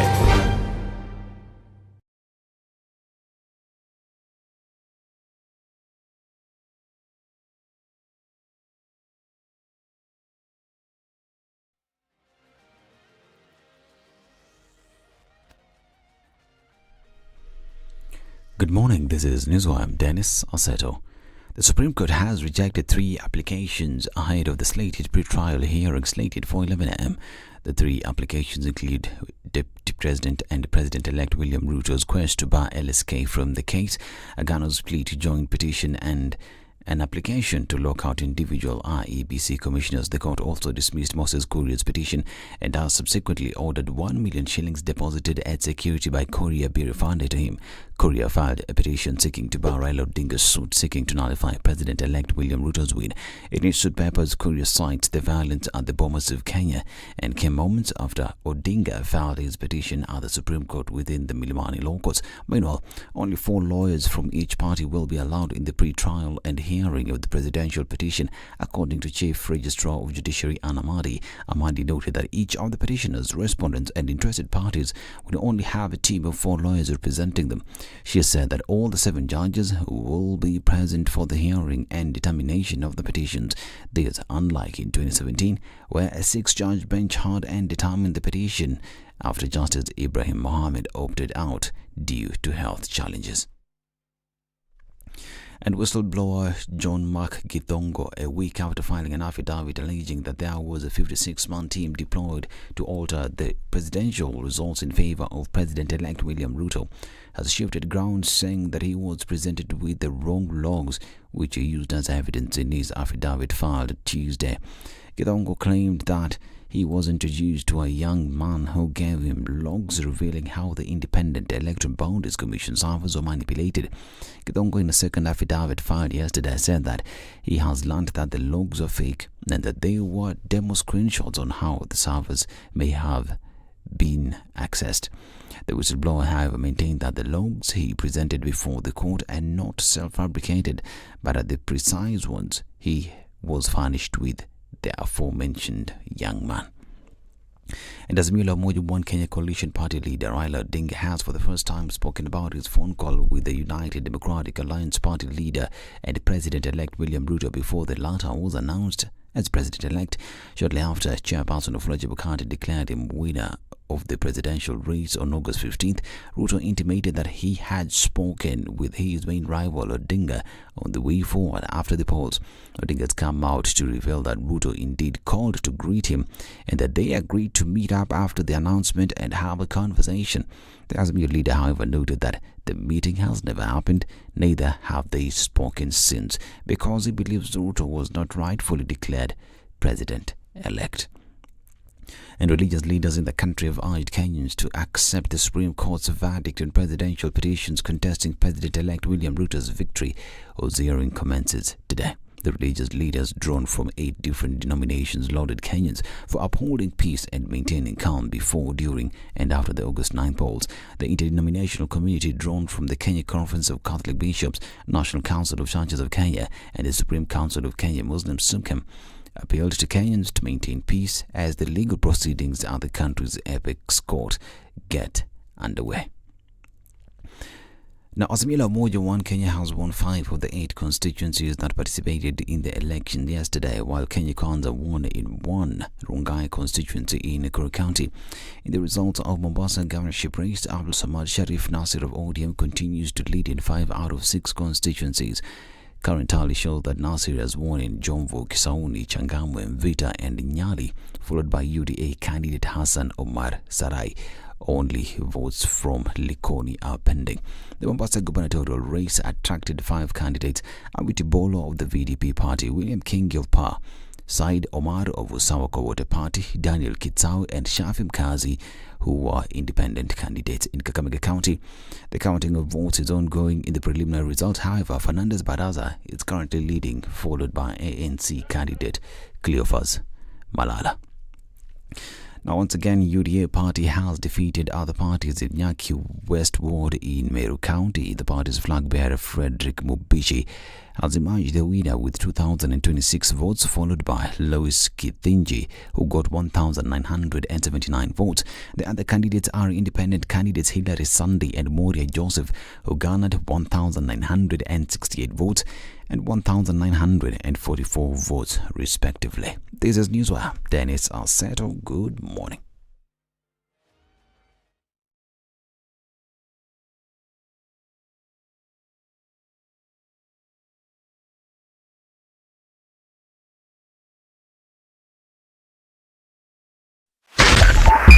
.5 Spice FM, Kisumu.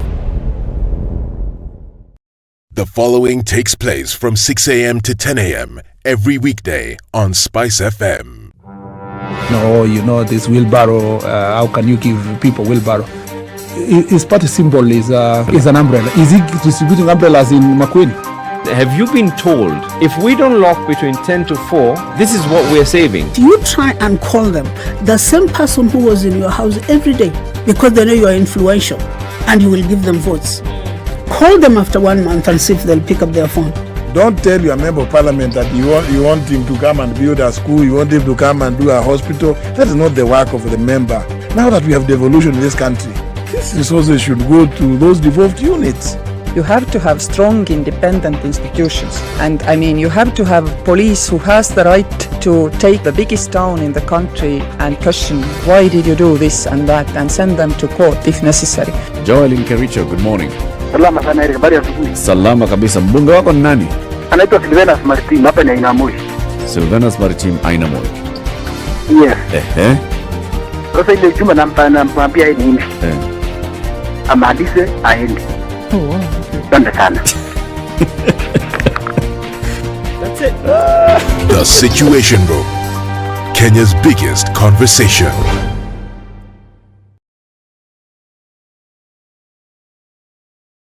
Kenya's biggest conversation, the Situation Room, takes a break today. But don't you worry, normal programming will resume as soon as possible.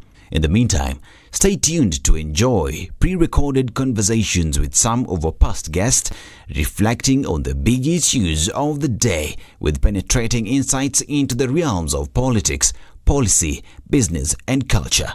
Feel free to share your feedback at SpiceFM KE across all the social media pages. Dr. Samuel Naina, Provost of the All Saints Cathedral in Nairobi, is here with us in the studio. A very good morning to you. Very good morning. Good to have you again on the show at the beginning of the new financial year, you know? Oh, is it? Yes. So you're here so that we can now start this financial year nicely and properly. Well, I didn't bring any money. No? Don't worry. Have no fear. Do not worry.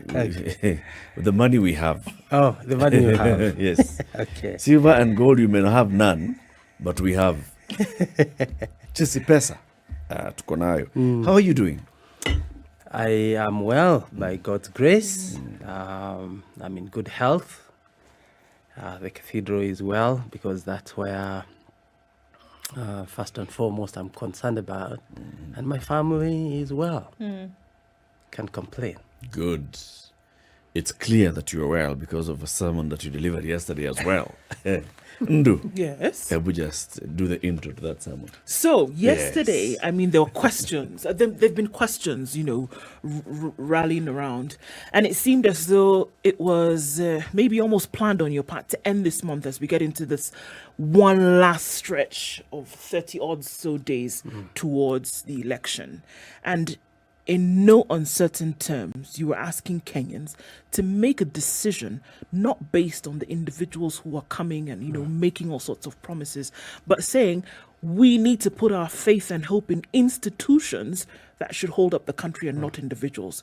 You further then went on to say, or maybe this was before that, you earlier had said, look, where are these people are making promises to you? Where are the fulfillment of the promises that they made to you 5 years ago? And you said very clearly, those are the questions that you Kenyans should be asking yourselves before you make the decision. You did not favor anyone. You did not spare anyone in this. And you were very clear that if those who made the promises have not fulfilled their promises, their ilk should then not be given an opportunity to come back and rule. Well, this did not start now. It started actually last year. What I do as the provost is to reflect on a biblical theme that would guide the cathedral. But cathedral is not just a local church. It's a church with national outlook and international outlook. Therefore, whatever we do there affects what happens in the nation and in the world. And last year, as I reflected about the focus this year, God took me to Haggai chapter 1, verse 12. And the phrase there is consider your ways or check on your ways. And I felt that was a very appropriate theme given the kind of year that we had. So January, I spent time to get people deeper to understand the context in which Haggai is prophesying. And there's something special in Haggai chapter 1, and people can read it, especially from verse 15. There is what we would call a Trinitarian pact between God, the leadership, and the people. Remember, the accusation in Haggai is that they are not building the temple, they are busy building their good homes. It's not that God is against them building their economy. God is against their focus, their priority. It is not on him, it's actually on them. And I think I was applying that yesterday. But just to help you understand the Trinitarian formula there is, for a nation to grow, the focus on God is important. Reverence, fear of God is important. Number 2 is the leadership. And we have 2 types of leadership. We have the political and the religious leadership.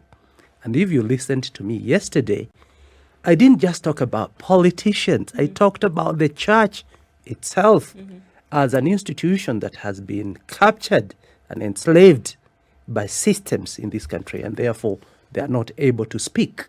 And I said, if the church is in that state, then it can't heal the nation. Sometimes we put too much pressure on the church, but the church itself, if it is in trouble, then it cannot be able to heal. And what you see is when the leadership, both political and religious, had reverence to God and refocused people to God, the next thing was people being obedient to God. And then after that, you read a verse that says, I am with you. So God's presence comes when the political leaders lead people to God, and the religious leaders as well. And so I knew I would come back in July in my preaching calendar to prepare people for a civic education. And there are 2 conferences that have happened. Last year, we did one on church and politics. And this year, the Anglican senior leaders, that is clergy and bishops, met, and we have had materials. But the third thing that I gave to the members of the cathedral and the public was a meter, what you would call an integrity meter. And I said, before you elect anyone, it doesn't matter which party they are in.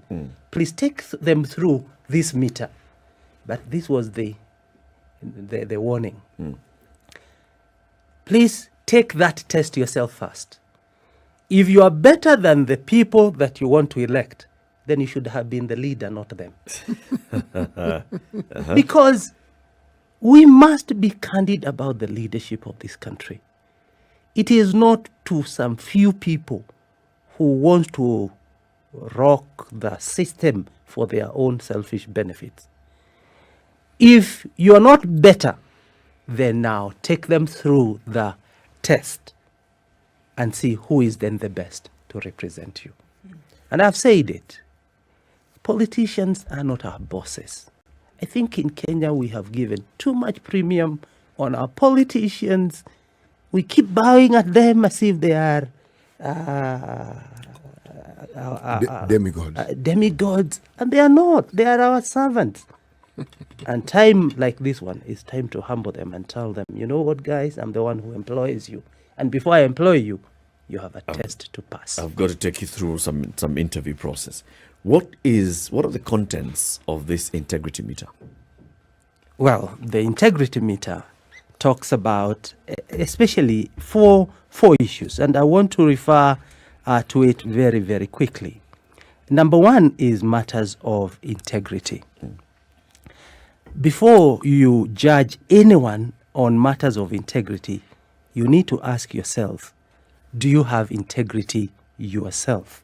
And I'm going to find it very quickly, but we can continue with any other thing that you may want us to discuss before I quickly dive into the meter. Yes, because always the problem is to put a lot of pressure on the politician. But the system produces people. Politicians are produced by the same society. And so if the society cannot pass the meter, if we can't pass the integrity test, how will they subject others into the integrity? I want to respond to what the provost is saying. Yes, where his mention of the pressure that is put on the church. I am of the view that it's insufficient. Insufficient pressure. It's not sufficient. The reason why it isn't sufficient, the church, if I may be broad-minded, I would say religious institutions are the one place where every citizen of this particular country is on par. When you come to church, same. God doesn't have nephews. God doesn't have nieces. God doesn't have uncles, aunties. Sons, daughters, full stop. What this means, therefore, is that all these people we referred to as Waheshimiwa, before and after, all these people we refer to as senior civil servants, right up to the presidency, right up to former prime ministers, at some point or the other, these people will subject themselves to the authority of the church. It's the one place where they come to, and when they are spoken to, whether they like it or not, they tend to listen. In fact, it's the only place where they actually listen. It's the only place where they can be told.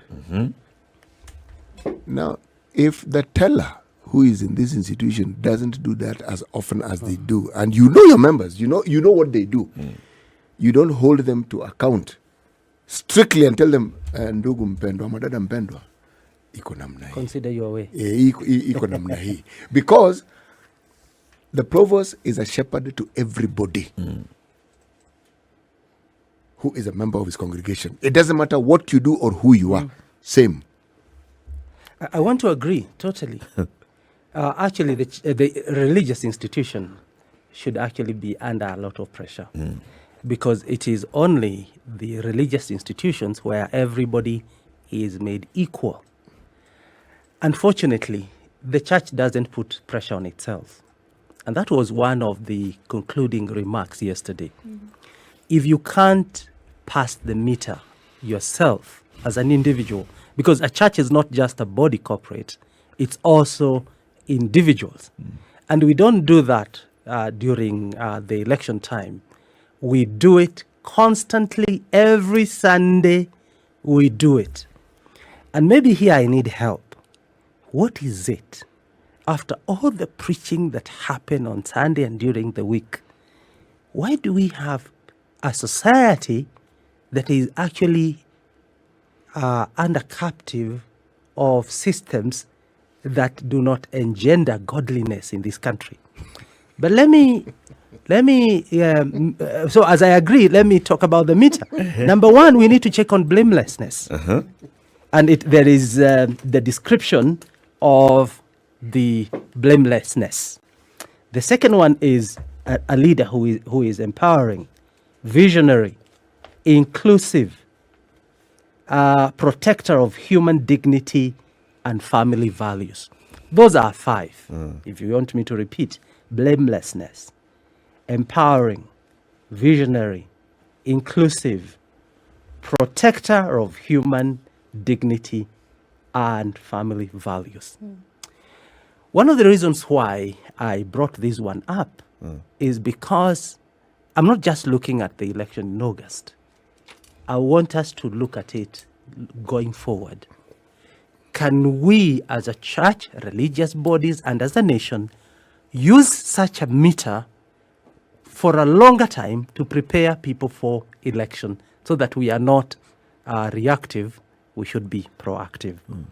Now, and what it says is how to use the integrity vetting and monitoring and evaluation tool. So you are supposed to go there as an individual before you even think of another person. What is your level of blamelessness? Do you empower people as a person? Are you visionary? Are you inclusive? Do you protect human dignity and family values? If you do, you score yourself. Then against that, then I look at the presidential candidates, the gubernatorial, and other levels, because I also said yesterday, if you have it right at the presidency and you get it wrong at The other LCA. levels, sorry, even if you have a good guy at the top, the system will collapse. Actually, the opposite is true. Sometimes you don't have a very good president, but because systems, structures are working, then the country is held together. Okay, so then are we inadvertently saying that if you go through this integrity meter as a would-be politician or would-be future leader in this country, then all these other promises, these many things that are being thrown at us, then essentially do not matter? You know, if you go through the integrity as a person, you will not put pressure on any other person. But if you pass it, then you have the right to hold others accountable. Now, we put too much pressure on the politicians and the expectations, and I know why they promise. It is because they want to impress you. It's because of the pressure they're feeling. Yes, the from pressure us. they feel. In fact, and I don't want to be the advocate, partly why the system is so corrupt is because you expect money from them. The handout culture in this country is sickening. I hear that every morning at a politician's home, there are people queuing for handouts. But let me tell you, it is worst when pastors are doing the same thing.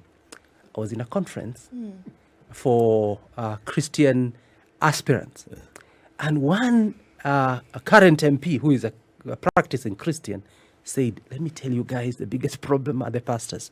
I go into one location to meet the people, and by the time I leave, I have 20 cards inviting me, or I have this, I have a Harambe, medical this and the other. harambe. I live with 10. In a day, maybe I'll have met like 10 groups. I'll have had 50 cards with me for different fundraising. Another guy who is a bishop told me of a very sad case. He wanted to run for a position in his rural home. And when they had, this is a bishop, all the church leaders said, you don't need to do anything. We are the ones who will do the campaign for you. You be our guest on this Harambe. So he was moving from the Anglican church to the Presbyterian to the Pentecostal. And he believed in them. Let me tell you, they fleeced him everything he had. And this is a bishop. He is being fleeced by the church members. Do you know you can even have a problem with the God of these people? So they were not campaigning. They were not. He was attending In the fact, Harambes. he didn't even get the votes. So it is even worse. And that's why I want to agree with my brother Moga, that it is even sadder when the church gets into part and parcel of that system. But you know, So even as we promise, because in political leadership, you need to promise. But and I asked yesterday, because you need to look at my sermon in totality, these manifestos that we are getting, do we even ever read them? Do we, can our economy be able to sustain such? Why do we believe in the lie so much? And even before they promise again, why don't you hold them accountable for what they had promised earlier? City. You know, this is a chicken and egg situation. Because if I look back into history, I would be forced to argue that the politicians deserve to have people coming asking them for handouts because they created that culture. Oh, yeah, definitely, yes. They created it. It started off with the opposition who tell people, when people come with money, take the money, but vote for. Kura, lakini Yes, kura. Kura, yes. They came up with it and they encouraged people to take money. There was a time when people did not expect politicians to give them money. Politicians were just ordinary members of the community who went to church. There are people whom you saw and talked to, you knew he was a member of parliament, but he was just an ordinary person. This elevated status, it is them who have given it to themselves. Sure. And what the people have done is they fitted in and said, oh, so this is where you are. Okay, fine. We'll fit in with you. You see, throughout the year, the church's mandate to talk to their congregation, the religious leaders' mandate to talk to their congregation, to revisit and then reject their value system so that they don't talk integrity, they live integrity. If there are then leaders with integrity, this discussion will be a different one. It is. It will be a completely different one, because what they'll be telling people, they'll be willing to tell people, look, I will not give you a handout. You decide whether you are going to vote for me or not. And they should be willing to accept that I will not be voted in if I'm not giving handouts. That should be their position. But the moment you compromise, you see, there's being generous. People come to your home and you welcome them. But then there's bribery, which you want to call whatever name you want to call it. But it is bribery. Yeah. Okay? Now, the moment you allow that sliver of deceit, why then do you complain when the rot sets in into the entire system? Because that's exactly what happens. In fact, me, I'm more critical to the church than any other institution. I am told, reliably told, that in the rural parts of this country, the reason why pastors would even change a sermon that very morning because a politician has come is because an envelope has been passed. Or they are promised after this we will. And surely they get handouts from the politicians. I agree. So what do they change the sermon? moment you open such an opportunity, you've lost the integrity. You will never question anyone. So it is sadder. And yesterday I asked the congregation, because the church is the individual, then you bring the body. I asked them, what is it that you do that makes the politician feel entitled to what they do? It's because you have built a culture that allows such to happen. Otherwise, if and back to what I had said earlier, if they were servants of the people, I would not need, like, I walk in town, I walk anywhere so easily because I haven't built a culture where me as provost I'm adored by anyone. I don't. I'm simply a servant of the people, and I can drive myself, I can be with the people, I'm okay, I don't need any protection, I'm fine. But this elevated status of politicians, they did it, but we also did it. Yeah, we allow it to happen. We, the society, also did it. We, as the church, also allowed it to happen. And doing it will cost this country a lot. I don't know how it will be done. Jeremiah 17 says, and I quote, "The heart is deceitful above all things and desperately wicked." That's what Jeremiah says, not me. What does that mean? Why is it that in Africa, we know scripture, we apply scripture, yet we are less godly? If you look at the most secular countries in the world, they are more developed, but more cultured, and people serve the society. We have a dual religiosity. That's us. How so? Well, there is the us that goes to church and carries a Bible and goes to the family, and everyone knows to be upstanding. There is the us who visits the mganga when things aren't working exactly the way we want it to work. Then there is the us who is a businessman who takes all manner of shortcuts and steals when we can, but we hope that when we give huge sums to the church, God will be impressed and we will be okay. Yeah, we've been told that by our church leaders. The duplicity of the human mind. You see, the West, it's not that they are less duplicitous than us, but they uphold a certain integrity. Even with their secularism, they uphold integrity. And that's why you find that their systems work. They may not be religious, but I would argue that they are. It's just that they do not go around representing themselves as godly in the way that we do. Provost, I know Eric wants to go to a break, but on that question, I mean, the question is, you're saying, look, if you hold anybody who's coming now against this meter and you're asking these questions and they fall short, then is the next step to not give them your vote as a Kenyan today. Exactly. On what basis do you give somebody a vote? So if you don't find any of the candidates on the ballot fitting the bill, you made the don't turn up. You made the vote. mistake. No. So what do you do? No, you will. But you have made the mistake of expecting something from someone which does not happen. But So- just like in an interview, you score people. Because not everybody is evil.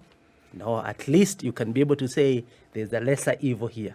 Is it one guy, I think it's Muluka, who said, eaten will be eaten. So you choose Choose who eats you. what will eat you. Unfortunately, when I scan, even the presidential candidates, I look at them. You see, and this is what I say. If you marry a certain character, there should be some expectation and there should be some risks that go with marrying that kind of a person. As we go into the 4, because currently we can talk of the 4, please know there are consequences that go with certain. For example, and I'm only using this as an example, if you go Tingiza Mti and legalizing of marijuana and having hyenas in trouble, what kind of leader do you want? And you know, it's a joke that has been extended too far, and now young people are getting excited about it. Oh, That they doesn't got build- excited a long time ago. Yes, the excitement isn't even sustainable. It's actually based on some weed. That's the problem. That is where the problem is, that you think it's a joke. It's not. We're talking about that integrity question and how we select our leaders and pick our leaders from, what we... There's something that you'd ask, Provost. We go to church on Sunday, we go to, mosques. And then in between the week, we are still consuming, religious content. But the way we are also behaving is going contrary to the kind of content we are consuming. How would you explain this? I mean, what causes this? Is it what CT was calling the duplicitous nature The of dual identity of people. Isn't it a paradox that Kenya is 80% or more Christians? 87. How do you explain that? And maybe me as an insider, I may not be the best to answer that question, but you people as outsiders, why is it that the religious culture has not been permeated into secular culture in this country? It has actually. No, let me make a certain discourse. And sometimes I look at it from the way maybe we received Christianity in Kenya. Remember, the Bible and the flag came together. Yep. One representing the colonial power, and the Bible helping in subduing the Africans to obey the flag. And so we received a religion of the colonizer that actually subjugated us as Africans. And you can look both in Kenya, but even going to South Africa with issues of apartheid, that people started looking at the Bible as a tool, an imperial tool by the colonizer. And even the interpretation of the same was against us. Unfortunately, the leadership that took over, whether it is the religious and the political, did not help in shaping the nation. When leaders get into power and the only thing they can do is to acquire chunks and chunks of land, and even sometimes religious leaders benefiting from the same, slowly, accumulatively, you're actually creating a culture. That people, when you start telling people about integrity, they are wondering, where have you been all along? They view what you do as integrity. Yes, and time has come that we stop talking and we do.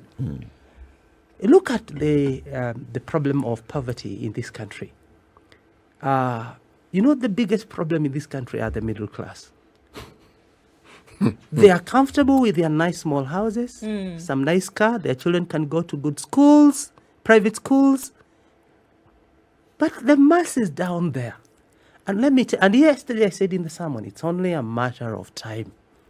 The poor will get so poor that they will come to the streets. They have nothing to lose. And yes, they have nothing to lose. And I have said many times without a number, if you have neighborhoods that are poor, it doesn't matter whether you put CCTV, razor wires, watchmen, and the bulldogs. It doesn't matter. Those people will come for you. And I'm not exciting Kenyans towards those kind of revolution. But why should we wait for such a time? And so, I think at one point the national culture and the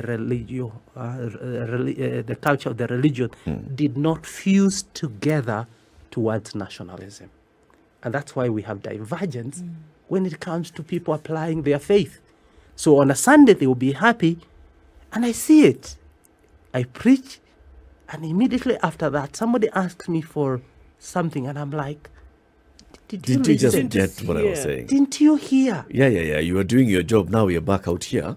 And it's like they want to ask provost for prayer to sanitize something.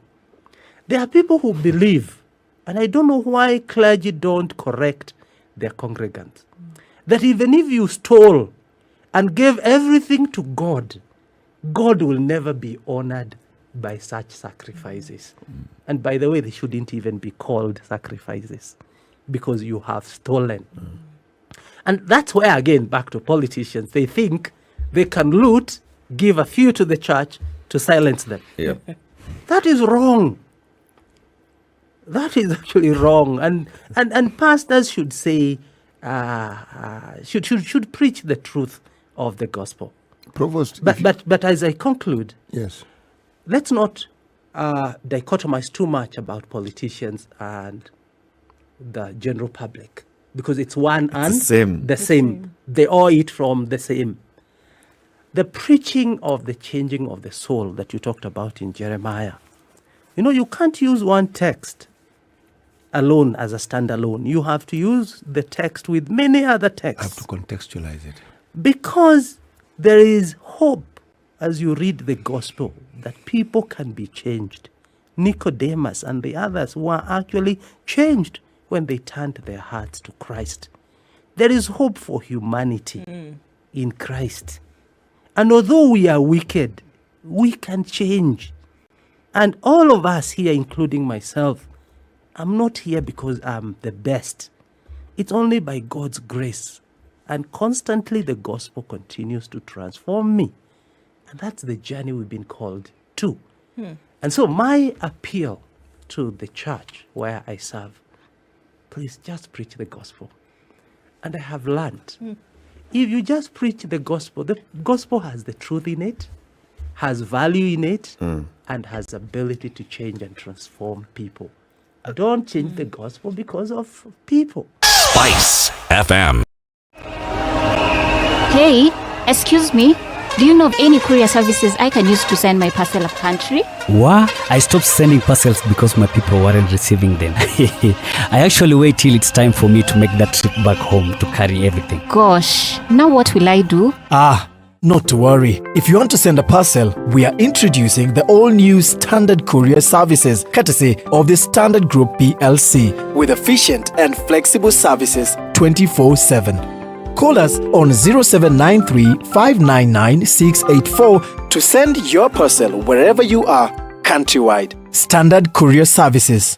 Timely, excellent, anywhere.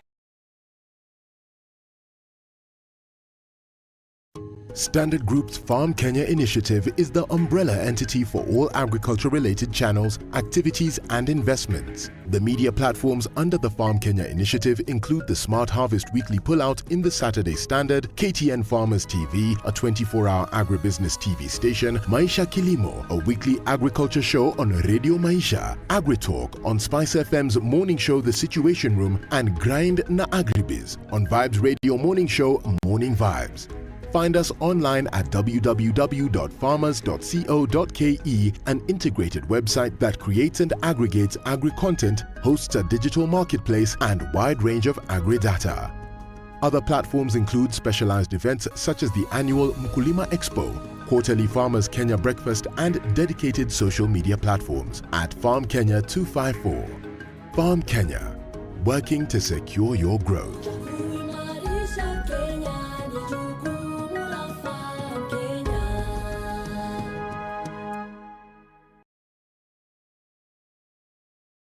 The following takes place between 6 a.m. and 10 a.m. Hey, it's getting hot in here. The media has greatly contributed to the moral rot that we experience in this country. I remember a senior politician telling me, point blank, nobody steals in the field, it's stolen in the granary. So my friend, if you're going to win an election, jipange kwa granary. I think we are suffering from Stockholm syndrome. Our violator and abuser is also our redeemer in our mind. The whole political class, the whole political institution is rotten. It is based on ideals that cannot progress our country forward. Kenya's biggest conversation, the Situation Room, takes a break today. But don't you worry, normal programming will resume as soon as possible. In the meantime, stay tuned to enjoy pre-recorded conversations with some of our past guests, reflecting on the big issues of the day with penetrating insights into the realms of politics, policy, business and culture. Feel free to share your feedback at SpiceFM KE across all the social media pages using the hashtag The Situation Room. Kenya's biggest conversation. We'll be right back.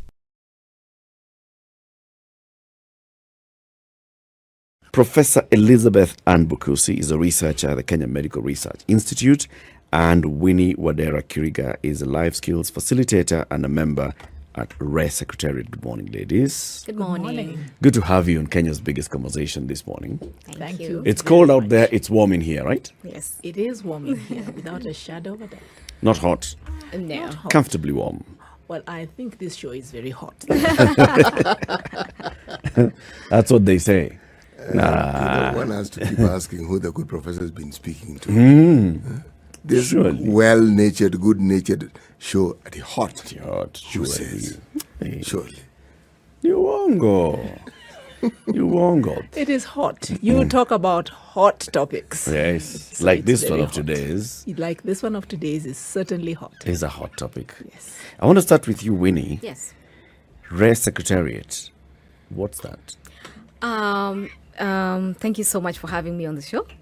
RE Secretariat is a project under Impact Research and Development Organization, which is a non-state organization conducting medical research in the greater Western Kenya. So we are based in Kisumu. That's where our headquarters is. And so RE stands for Reducing HIV in Adolescents and Young People. And that's a project we have been conducting, especially targeting young people in the sub-Saharan African parts, And so we mentor young people who have interesting ideas around curbing HIV, so prevention, care and treatment, because we believe in two things. One, young people are very innovative in terms of coming up with creative ways to address the menace of HIV. So they can already tap into the existing interventions creatively. That's one. Number two is they can come up with their own creative ideas to addressing HIV. And so that is what we have been tapping into for the past 2 years. And 3 weeks ago, we conducted an international conference inviting adolescents and young people from different parts of East and Southern African countries. And it's very, very exciting. We've seen young people come up with interesting ideas. And right now we have something called the 30 Under 30 Award, where we are sponsoring young people by actually giving them grants to run with their ideas, so in form of research. All right. Yes. Before the good prof comes and gives us the overall figures of the research that, of course, she conducts on a daily basis, your own experience on the ground, we have seen the news lately, concern of a rising rate of infection in HIV and AIDS among the youth and adolescents. These are the people that you deal with on a daily basis. Is it what you're also seeing on the ground? It is true because, first of all, the biological composition, adolescent and young people's bodies are not quite developed. So, of course, they're susceptible to, for example, tears when it comes to HIV and, and sex. And I don't know if that's, right to use on the breakfast show. It's a word to use. Yes. Yes. Mm-hmm. And so... we tend to have politicians on this show, so the limits that you speak of don't really exist. So please carry on. All right, thank you. So adolescents and young people's bodies are not quite developed, and so that puts them at risk to HIV infection. And then we also know that young people cannot quite negotiate, especially for safer sex, because of confidence issues, self-esteem, speaking up for themselves. The negotiation skills are not quite developed. And so that makes it true. And another thing is youth-friendly services to access to HIV prevention and care and treatment has been a challenge, because there's a lot of prejudice. For example, you can be asked as a young person wanting to get tested, as an adolescent wanting to get tested. Can you imagine walking into a health facility? Sometimes, there are myths and facts around stigma, and you being asked, oh, why do you want to get tested? Have you been promiscuous? And so, there's a lot of prejudice and fear. So young people don't quite, are not very motivated towards getting services. And so that puts them at a risk. And so on and so forth. There are a lot of issues that actually make it true and factual towards the prevalence of HIV amongst adolescents and young people. Okay. Yes. Prof, now give us the statistics. Thank you very much. One wonders why the concern about young people. Now, Kenya, sadly, one of the things we're still leading in, we are still in the top 5 of countries that have the most numbers of individuals infected with HIV. And where is it that we're seeing the highest numbers of new infections? Among young people aged between 15 to 30. Young women are 3 times more likely to be infected compared to young men. So the young men in this age group, the HIV prevalence is about 1.2. For young women, it is something like 5.4. What does that mean? If you think about it in hard life terms, it means you're thinking about one young woman, probably in every 10, every 20 is likely to be infected. When we have these kind of numbers, it means we will still have babies who are likely to be born with HIV. We're not only concerned about HIV, other sexually transmitted infections as well.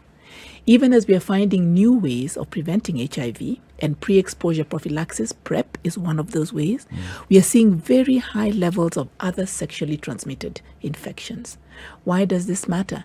This matters because some of these infections are the ones that are associated with lifelong challenges like infertility, inability to be able to have children when you're older or when you now want to have the children.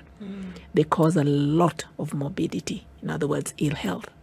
And the problem is this age group is sexually active. They are the individuals who are likely to be having sex. They are our productive people who are going to impact on our economy. When they're unwell, when they're infected, it means we're losing our soldiers even before we've started the fight. So that is why there's a need to be concerned. Winnie just told us it's hard for many young people to access services.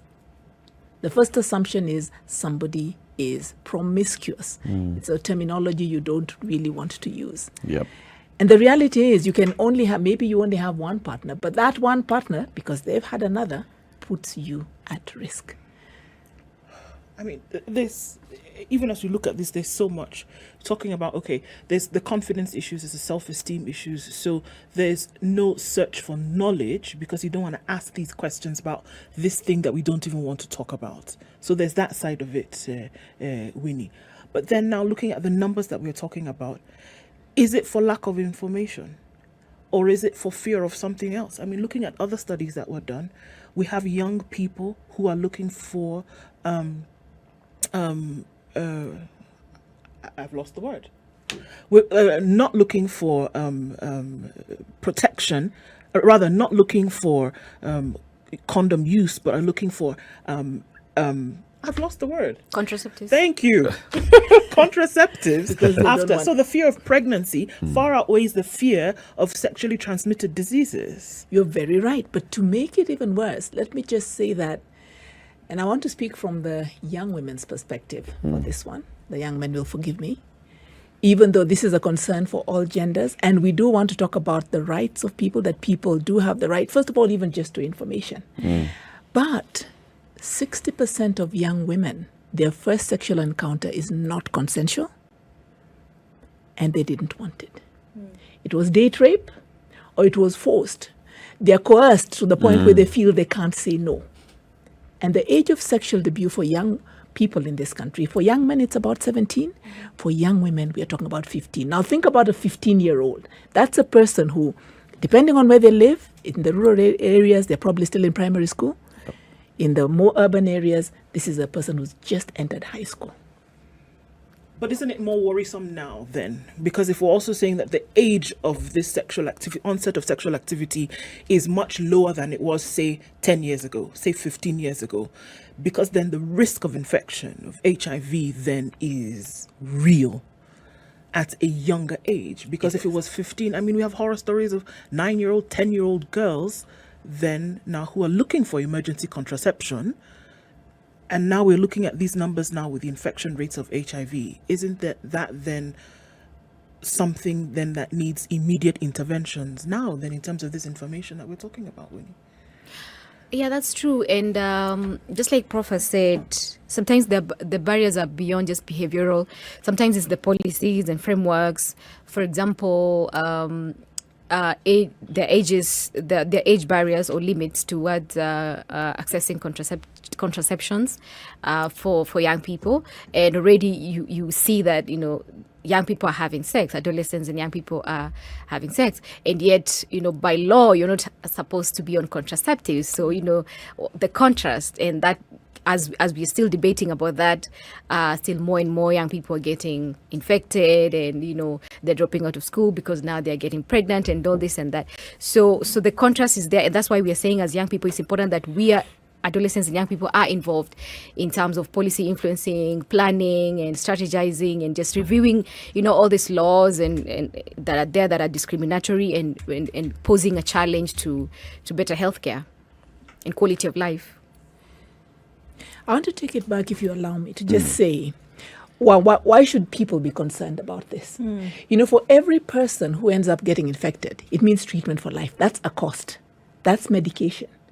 For them to be able to stay well, stay healthy, stay productive, they are going to need to remain on antiretrovirals for the rest of their life. So for every infection we avert, it means we have a saving. So this is the reason why we really need to put in effort into ensuring these young people stay HIV-free. And Winnie talked about it. We're talking about prevention.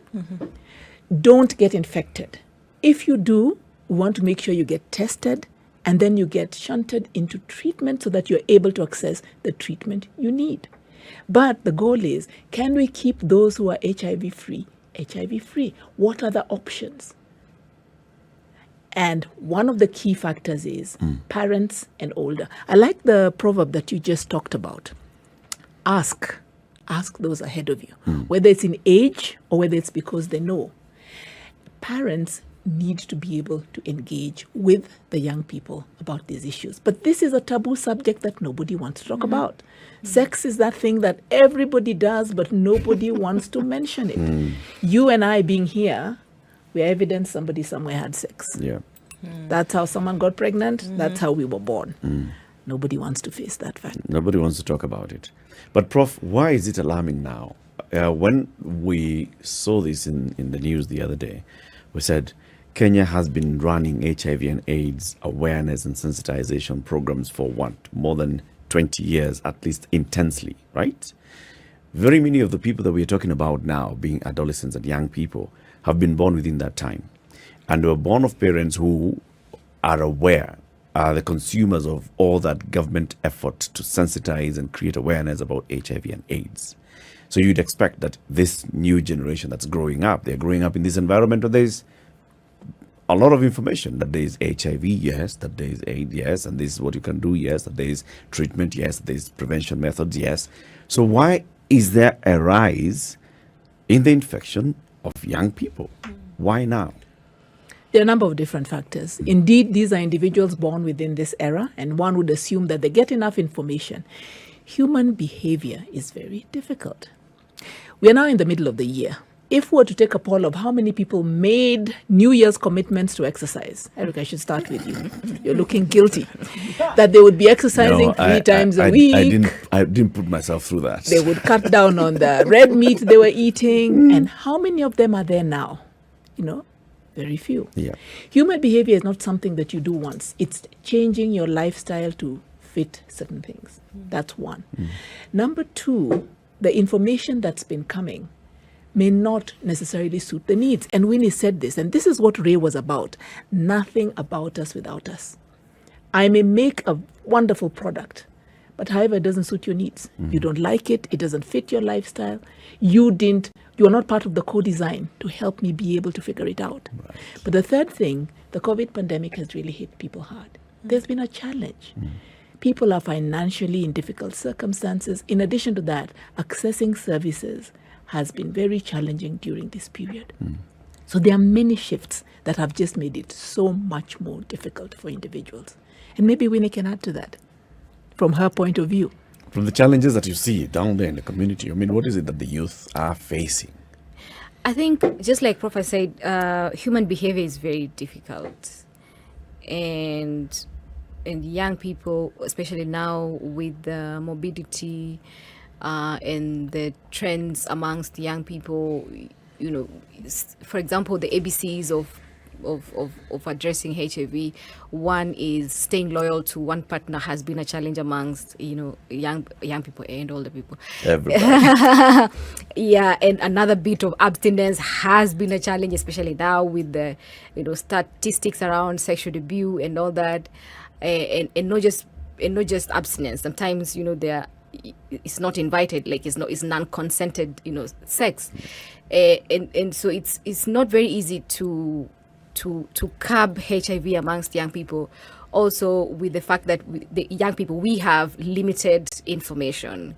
Rather, the things that interest us are not quite the things that we need to know. Like we are, hanging out, being on TikTok and social media, we are following trends on celebrities and all that, not quite in touch with information that affects our health, our lives. And by the time we wake up, it's, oops, I'm already, a person living with HIV. And so also the challenges of adherence. Young people today, we go out, we party, we drink. I forget to take my... The only way to live your best life is to create a balance between work, love, and play. Smoking shisha and releasing things on your smoke like a Subaru. Right. You understand what I'm saying? Yes. And you want God to give you a man who has a mission and a vision. You may create an illusion of, because he's younger, he's interested in me or he likes me, but he's using me. Text the word adult to 22840 to get the latest clips from Adults in the Room directly to your mobile phone. SMS adults to 22840. The Adults in the Room. The following takes place from 6 a.m. to 10 a.m. every weekday on SpiceFM. If I'm found guilty, there is no problem. I'm willing to serve. I have no problem. Jails are meant for human beings. They say a society gets the leadership it deserves. If you have a corrupt, crooked and rotten society like we have in Kenya, then of course they will get that kind of a leadership. I think the president should dissolve parliament. That's the best solution at this moment in time. Dissolve parliament. All of you go home. Yes, we all go home. How are we encouraging other people who might have new and creative ideas? Young people who are making money without any government help. They are just buying their own bundles. They are going on TikTok and making money. KRA is coming after them. I've been in parliament for 15 years. We have been unable to pass the gender law. And yet no presidential candidate is talking about it now. Because we are fake. The truth is, all the men refused to vote for that law. What did Sonko do to Pumwani maternity hospital? Yeah, he with cleaned his it own up. money. Cleaned it with his own money. That was him as an individual. Yeah. And I did not say he was cleaning his own money. I was saying he cleaned it. Foot, mouth. Foot, mouth. Eric. Okay. The Situation Room, Kenya's biggest conversation.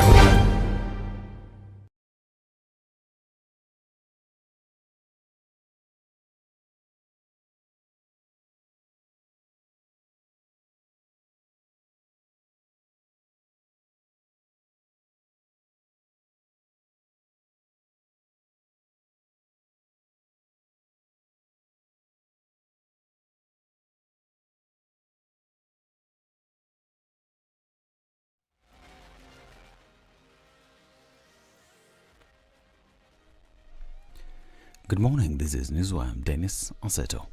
The Supreme Court has denied President-elect William Ruto's request that the 4 commissioners of the Independent Electoral Boundaries Commission be removed from the petition contesting the presidential election results. The President-elect Monday, through Kithure Kindiki's advocates, filed an affidavit before the Apex Court saying that the election was held by IEBC as a body and thus individual commissioners should not be enjoined individually. In the case, the results were rejected by the 4 IEBC commissioners led by Juliana Cherera, who cited opaqueness in the verification process. In a rejoinder, the Supreme Court denied the aforementioned request, noting that the petitions filed before the court by the commissioners contain evidence that will be critical in the case's hearing. Regarding the request to remove the Attorney General from the proceedings, the court stated that given the capacity of the office he holds, he does not require the assistance of Dr. Ruto to join the proceedings. Ruto claimed that unless the court grants leave for him to be joined as a friend of the court, the AG, who is the 13th respondent, has no role in the petition. The court also dismissed Moses Kuria's petition and has subsequently ordered 1 million shillings deposited as security by Kuria be refunded to him. Kuria filed a petition seeking to bar Raila Odinga's suit, seeking to nullify President-elect William Ruto's win. In his suit papers, Kuria cites the violence at the Bomas of Kenya and came moments after Odinga filed his petition at the Supreme Court within the Milimani law courts. Meanwhile, only 4 lawyers from each party will be allowed in the pre-trial and hearing of the presidential petition, according to Chief Registrar of Judiciary Anna Amadi. Amadi noted that each of the petitioners, respondents and interested parties will only have a team of 4 lawyers representing them. She said that all 7 judges will be present for the hearing and determination of the petitions.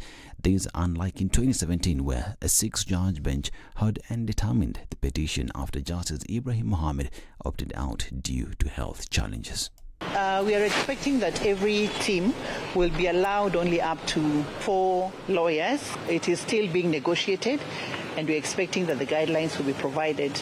We're going to have about 11 observers. We are going to have about 8 law clerks and the entire legal team from the Office of the Chief Justice. They'll all be there, and of course all the parties will be allowed. We're waiting for that pre-trial that will be happening at 11 a.m. from the Supreme Court, and be sure that we'll be bringing you the latest from the corridors of justice, quite literally. Now, whistleblower John Magidongo, a week after filing an affidavit alleging that there was a 56-man team deployed to alter the presidential results in favor of President-elect William Ruto, has shifted ground, saying that he was presented with the wrong logs which he used as evidence. In his affidavit filed Tuesday, that is August 23rd, Githongo claimed that he was introduced to a young man who gave him logs revealing how the Independent Electoral Boundaries Commission servers were manipulated. Githongo, in a second affidavit filed Monday, which was yesterday, said that he has learned that the logs are fake and that they were demo screenshots on how the servers may be accessed. The whistleblower, however, maintains that the logs he presented before the court are not self-fabricated, but are the precise ones he was furnished with by the aforementioned young man. Now, Azimio la Umoja One Kenya Coalition Party leader Raila Odinga has for the first time spoken about his phone call with United Democratic Alliance Party leader William Ruto before the latter was announced as president-elect. Shortly after Chairperson Wafula Chebukati declared him winner of the presidential race on August 15th, Ruto intimated that he had spoken with his main rival Raila Odinga on the way forward after the polls. Odinga has come out to reveal that Ruto indeed called to greet him and that they agreed to meet up after the announcement and conversation. The Azimio leader, however, noted that the meeting has never happened, neither have they spoken since, because he believes Ruto was not rightfully declared president-elect. Now let's go to Mombasa, where Mike Sonko has congratulated Abdul Samad Nasir of the ODM gubernatorial candidate for Mombasa. In his message, he congratulated Nasir, saying his win as the second governor of Mombasa.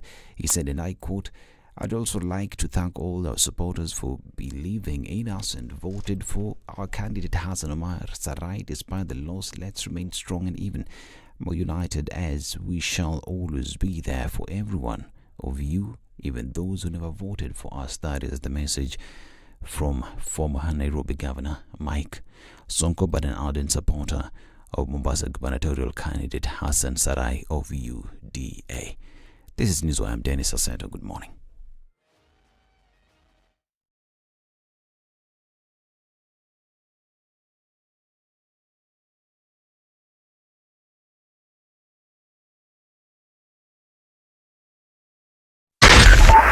94.4 Spice FM, Nairobi. The following takes place between 6 a.m. and 10 a.m. You know, when you see someone being jailed, a governor or two or someone who stole, then people will fear. Because our problem is not the borrowing, it's the stealing. We've become actually a nation of thieves. The only thing we lack is an opportunity to steal. The guys who quote the Bible and say I'm a Christian and all that, and you know they're thieves. Return what you have stolen 4 times. If you know that you have property or anything that you have stolen, just return and say, my God does not allow me to hold stolen things. We are also a reflection of you because you elect us. You know, we don't get into our office by ourselves. We are a reflection of the people who elect us. We don't want to go to the streets. We have a constitution that enables us to assert our will. When the legislature are now being taken as hostage by the executive for whatever reason, we are now bound by what they want us to do. This is just outside the realms of reality. We have impunity written into the DNA of our political class. How old were you when you learned that Jeshi Lokop is Jeshi la Wokovu? I can't say it very well. No, you to Jeshi Lokop. And everyone knows.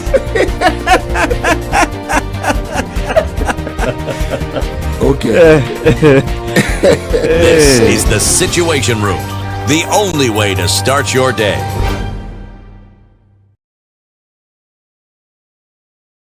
Kenya's biggest conversation, the Situation Room, takes a break today. But don't you worry, normal programming will resume as soon as possible. In the meantime, stay tuned to enjoy pre-recorded conversations with some of our past guests, reflecting on the big issues of the day with penetrating insights into the realms of politics, policy, business and culture. Feel free to share your feedback at SpiceFM KE across all the social media pages. Andrew Wakahio from the President's Delivery Unit. Good morning. Good morning, Eric. How are you? Very well. Thank you very much for delivering yourself to the studio. We expected you earlier, and we had even promoted and said you would be coming in at 8. Yes. And then we said you got held up somewhere. Yes, I had an engagement that overshot its budgeted timelines. And I couldn't do much about it. That is Sadikali for you. That is the reality. It's a reality of things. Yes. The President's Delivery Unit, we have heard about it. We see communication from the President's Delivery Unit. We know there's a website. There are social media handles that, keep telling us what the government is doing.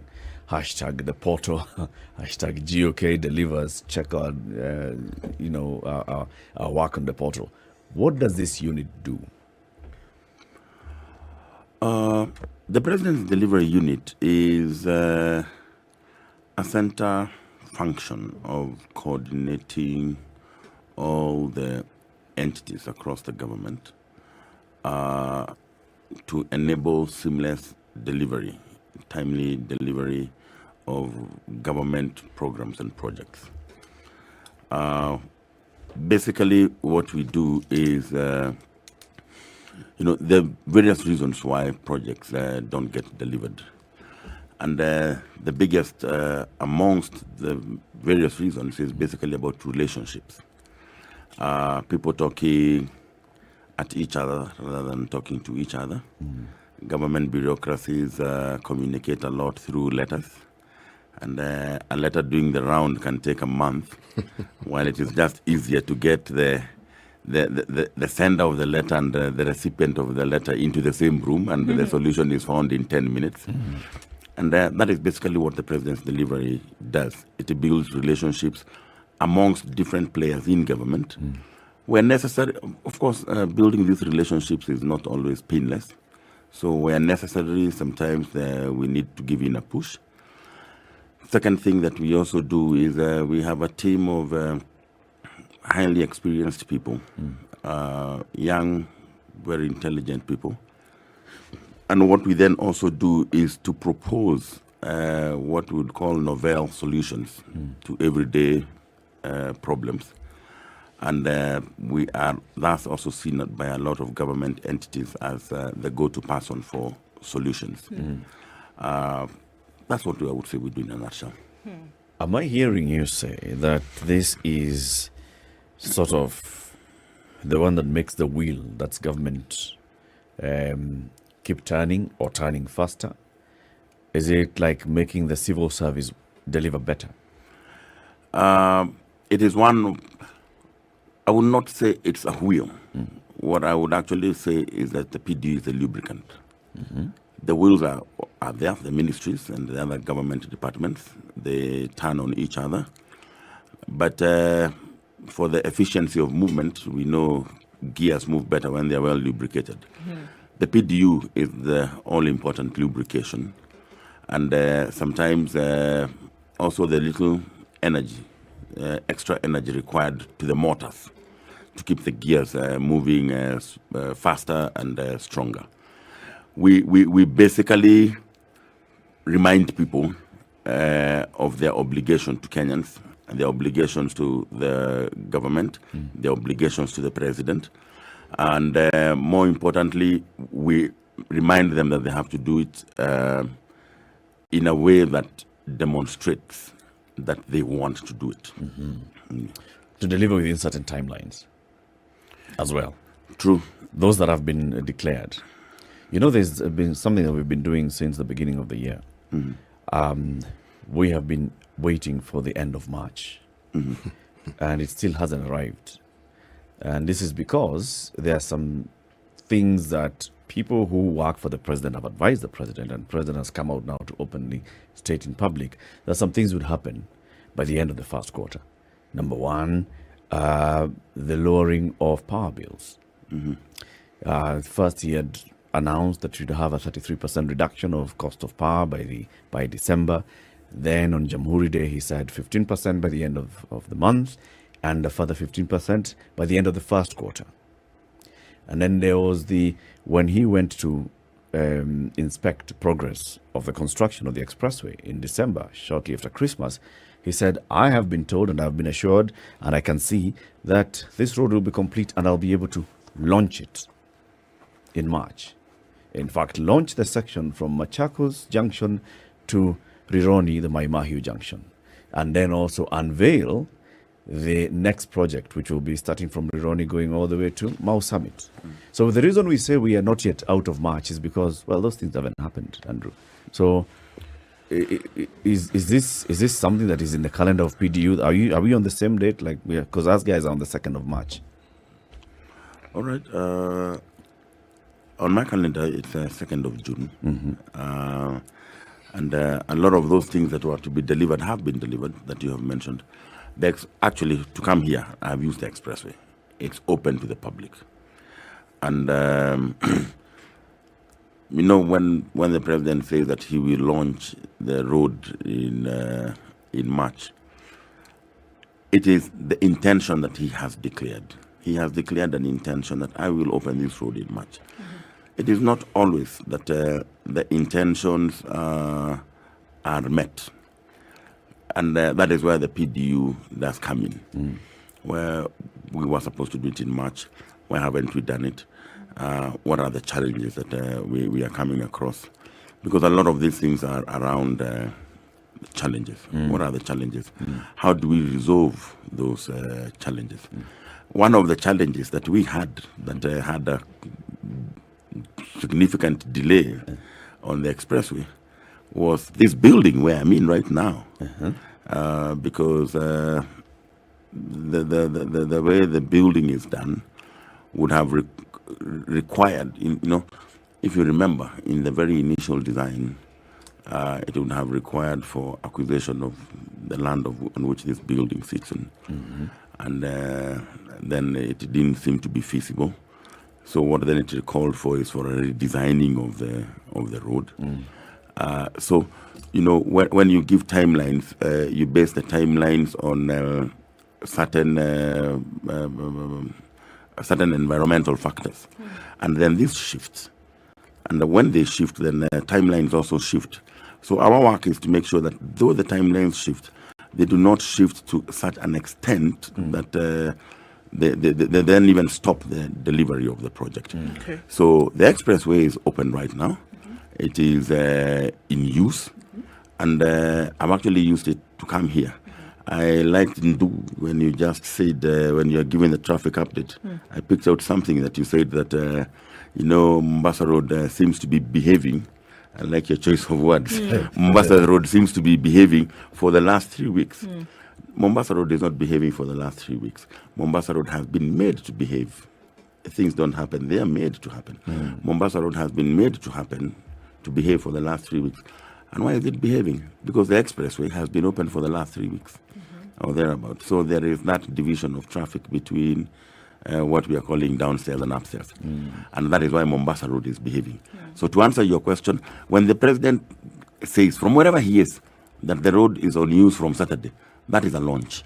Kenyans' perception of a launch is where you have all those glares and everything. But what we know is that launch means start using. Okay. Can I ask you a question then, Andrew?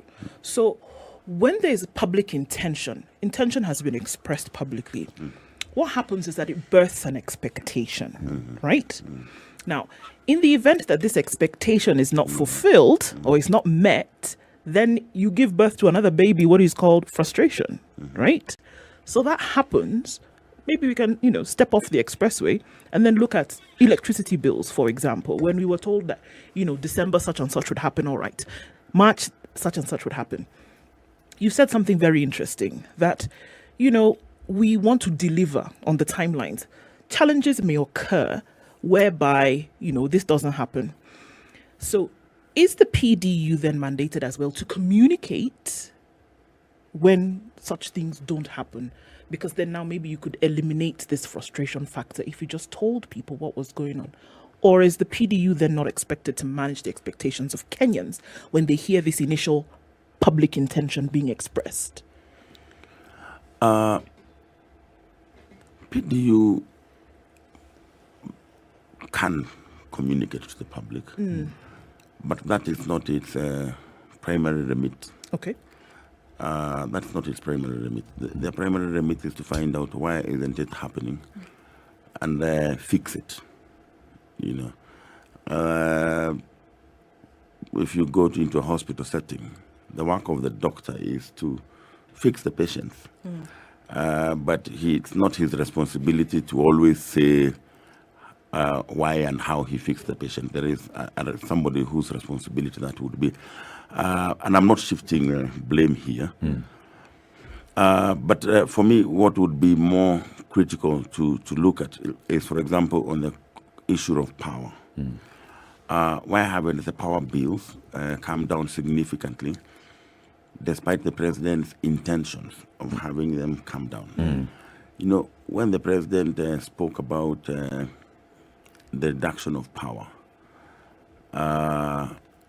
certain other factors also, which are beyond him, came into play. About 20% of our power is what we call thermal power. Thermal power is basically heavy fuel, heavy oil generated power. We don't produce oil, we import oil even for power generation. And we all know what has happened to the global oil market. And that could not have been foreseen. So when the president when the president declares an intention, it is basically what we would say, all factors held constant. You understand? So that checked in. The global oil prices went completely berserk. Secondly, about 55% of our power is hydro generated. Now, what does hydro power rely on? It relies on rains. Yes. We know what has been happening to our rains. If you go to Masinga Dam right now, which is the biggest reservoir for our power production, is suffering. So now these factors come into play. Now, you can't quite go and say, no, we won't reduce the power now, because you may say we won't reduce, and then tomorrow the global oil prices stabilize. And a lot of the issues then are also slightly beyond your control. We don't have control over the rains. So the best we can do is hope. You know, a lot of the delivery that is also done is based on history. Historically, at this time of the year, the dams should be full. And when the president said that we will reduce by the end of March, it's because we knew at that time the dams would definitely be full, and we can be able to wean off from the thermal power and wean into and move more into the hydro. So it's about the power, the energy mix. So I will not be quick to condemn the president. No, he declared his intention. Then factors came beyond as to how effective we may be in communicating this to Kenyans so that then we still birth frustrations. Then maybe we may not have scored an A there. But I also don't believe that we scored a C. No. And that's why I'm here this morning. Yes. Yeah. You know, if the discussion takes this tangent of blame apportioning, then I think we will have missed the point completely. Because it isn't blame, really. It is the question of whether communication to the public ought to involve details such as the one that we're discussing now, because now this is in the public domain. And it is a very easy and simple thing to understand. This is how we get our power, and this is what we rely on, and this is what has happened. Anyone who lives in this country knows that what you're saying is absolutely true. Where we sometimes raise our questions is when something as simple and as straightforward as that is not communicated in a timely fashion. So, is it policy not to communicate when things aren't going the way you said it and leave it to the vagaries of the public to determine what they think is happening and then raise doubts and questions? Or is it simpler and easier to say, folks, this is what we said. This is what we're experiencing. And because of this, this is what is happening. So you have an informed public. Whatever else is said thereafter, it cannot be said that you didn't explain your position. City, I'm very happy. I'm very happy when the issue that you're raising is that you have done but you haven't said. I would be very concerned if the conversation that we are having right now is that you haven't done. You know.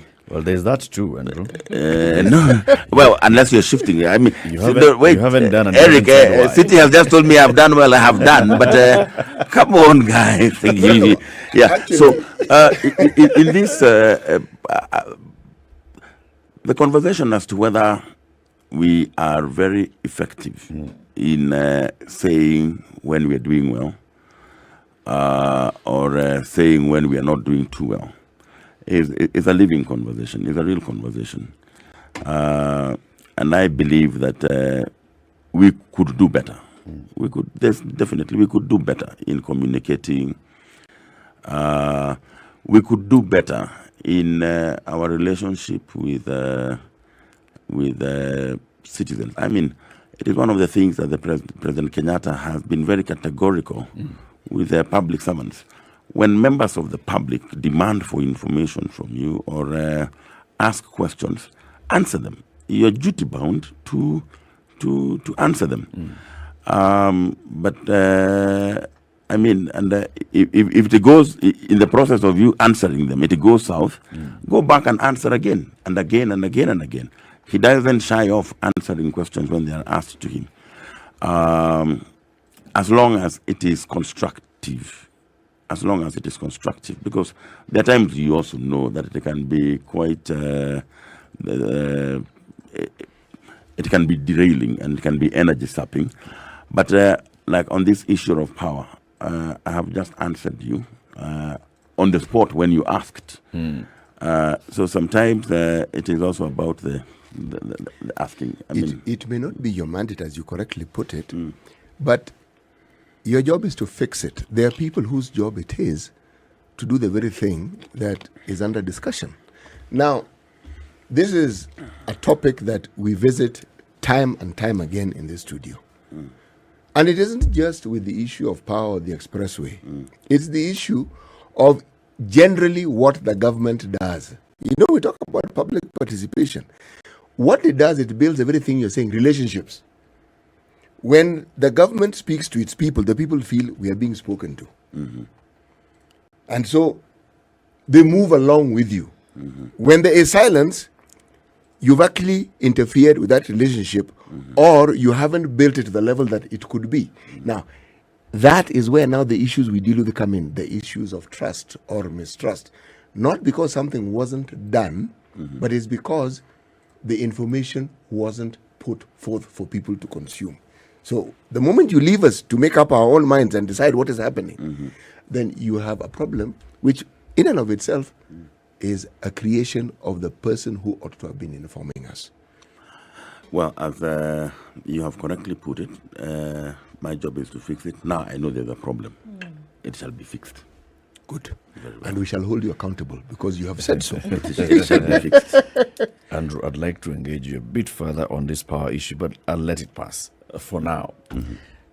Yesterday, the president spent the occasion of Madaraka Day to look back at his tenure over the last 9 years. He said, since that moment when you gave me the mandate to be your president, there's a lot that we have done. And he went ahead now to list the things that he has done. And he said, let's not even focus on the what and the how. Let me tell you the why. The reason behind the things that we've done and how we've done them. He talked about why have we invested so heavily on infrastructure? Why have we invested so much on connectivity, power connectivity, internet connectivity? Why have we invested so much on conversations around healthcare? Why did I pick 4 issues and make them the big and say this is the big 4 agenda? Why? Now, looking back, he started listing the number of things that he's done. Of course, if I asked you to start listing the things that President Uhuru Kenyatta's administration 1 and 2 has done, we will be here until midday. Okay? Or longer. There are many. 9 years in 1 hour. 9 years will take 9 years. A lot to compress. Let's look at the reason why he said we have invested so heavily on infrastructure. Let's focus on the why. Give us again. Why? Why such a heavy investment on infrastructure? These are called big push investments. If you look at what we have achieved in infrastructure, and primarily on roads, President Kenyatta has done in 9 years more roads that have been done since the existence of the Republic of Kenya. Not even the country called Kenya or the space called Kenya, including the colonial period, which spans probably 120 years or something like that. He has done more roads in 9 years than has been done by the previous 3 administrations put together. And 4. 4, you're right. Including the colonial one, yes. And maybe 5, including the pre-colonial one. Yes. It's because every other thing that you will do for development in this country has to be bedrocked on infrastructure. Whatever other social or soft investments that you would need to do would be based on a foundation of infrastructure. And what he did is that he realized that it would have to be a very heavy push. And he realized that for this to be done, it can only be done by a leader who, in addition to a lot of other things, also has the audacity. And he believed that he is that leader who has that audacity to say that I am going to do so much on infrastructure if it is the only thing that I will be remembered for. If you're going to try and invest in agriculture, you are not going to be able to move produce from farms if you do not have the infrastructure.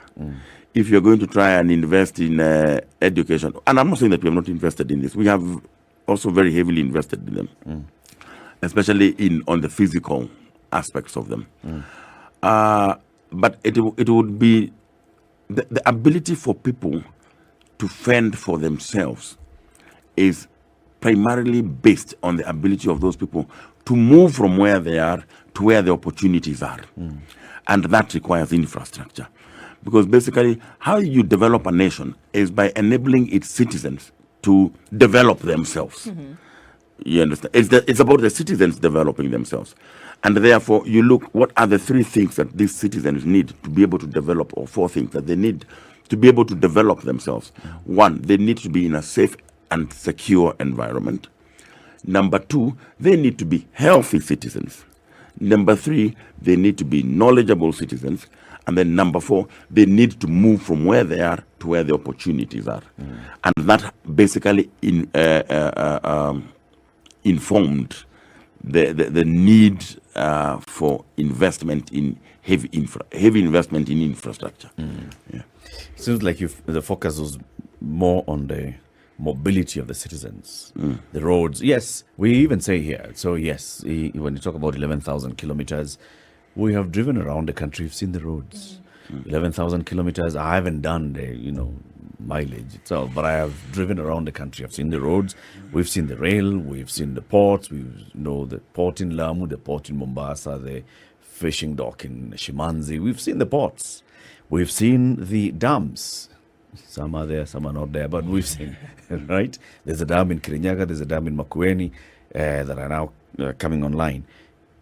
However, the safety and the healthy and the knowledge of the citizens, how have you addressed those? Like you said, safe, healthy, knowledgeable, able to move. Now, starting off with the safety, when President Kenyatta came in, the biggest threat to investment and the existence in our country then was terrorism. And the government has invested very, very heavily in the war against terrorism. We have employed more people, we have trained them better, we have modernized the equipment, we have built relationships with international intelligence organizations, and these things are very expensive. The investment sometimes cannot be enumerated in Kenya shillings, but it can be seen in the outcomes. The last time we had a terrorist, before that, the word terrorism is not on the mind of Kenyans now. It's not right on the lips to speak, because it is really not an existing problem. The threat is still there, but it has been subdued and neutralized, because there has been very heavy investment in that. So that was largely on the external side of security and safety. But internally, the biggest threat to security and safety is the political environment, the stability of the political environment. And this is what informed the handshake between Uhuru Kenyatta and Raila Odinga. The handshake was premised on President Uhuru Kenyatta's desire to provide a safe and secure environment for Kenyans to develop themselves. Externally, it is about terrorism and those other aggressions. Internally, the biggest threat is not even the crimes that we have in Kenya. Really, when you compare it with other developing nations that we have, it's not a big deal. If you leave this studio at 10:30 CT, you're almost like 100% guaranteed you'll get home. You understand? If your children leave your house in the morning and they're going to school, you almost have 100% guarantee that they will come home in the evening for dinner. Those small things that people take for granted is probably what we would call the criminal deterrence of the criminal elements of security. But the real threat to security in Kenya is the political environment. And we know that generally the political environment in Kenya can get extremely toxic. And President Kenyatta has been very categorical. People, stop getting into politics now. Let us focus on work. Let us focus on work. Let us not start creating a toxic environment, because it scares investments. It scares, it reduces opportunities for our people. Right now, we are completely in that political season. He told us, wait, the political season will come. It has come now. We're there now. We are right bang in it right now. But what I can also tell you is that right now, there's something very different when we look at when we talk to our banking sector. They're telling us that unlike historical times, when 2-3 months before elections, lending takes a complete dip. It's not. It hasn't done so right now. Because previously, there was always the question, how peaceful will the elections be? How peaceful will the outcomes be thereafter? And people hold their investments. Right now, people are actually continuing to borrow and invest. Why? There is almost this feeling amongst Kenyans that, no, for the first time, these elections will actually just come and go. It doesn't matter who gets there. Somebody will have, there will be losers, there will be winners, but they will come and go. And it is unlikely to turn chaotic. It is unlikely, and I can assure you, we have invested so heavily on the election security environment. We do not expect any violence. SpiceFM.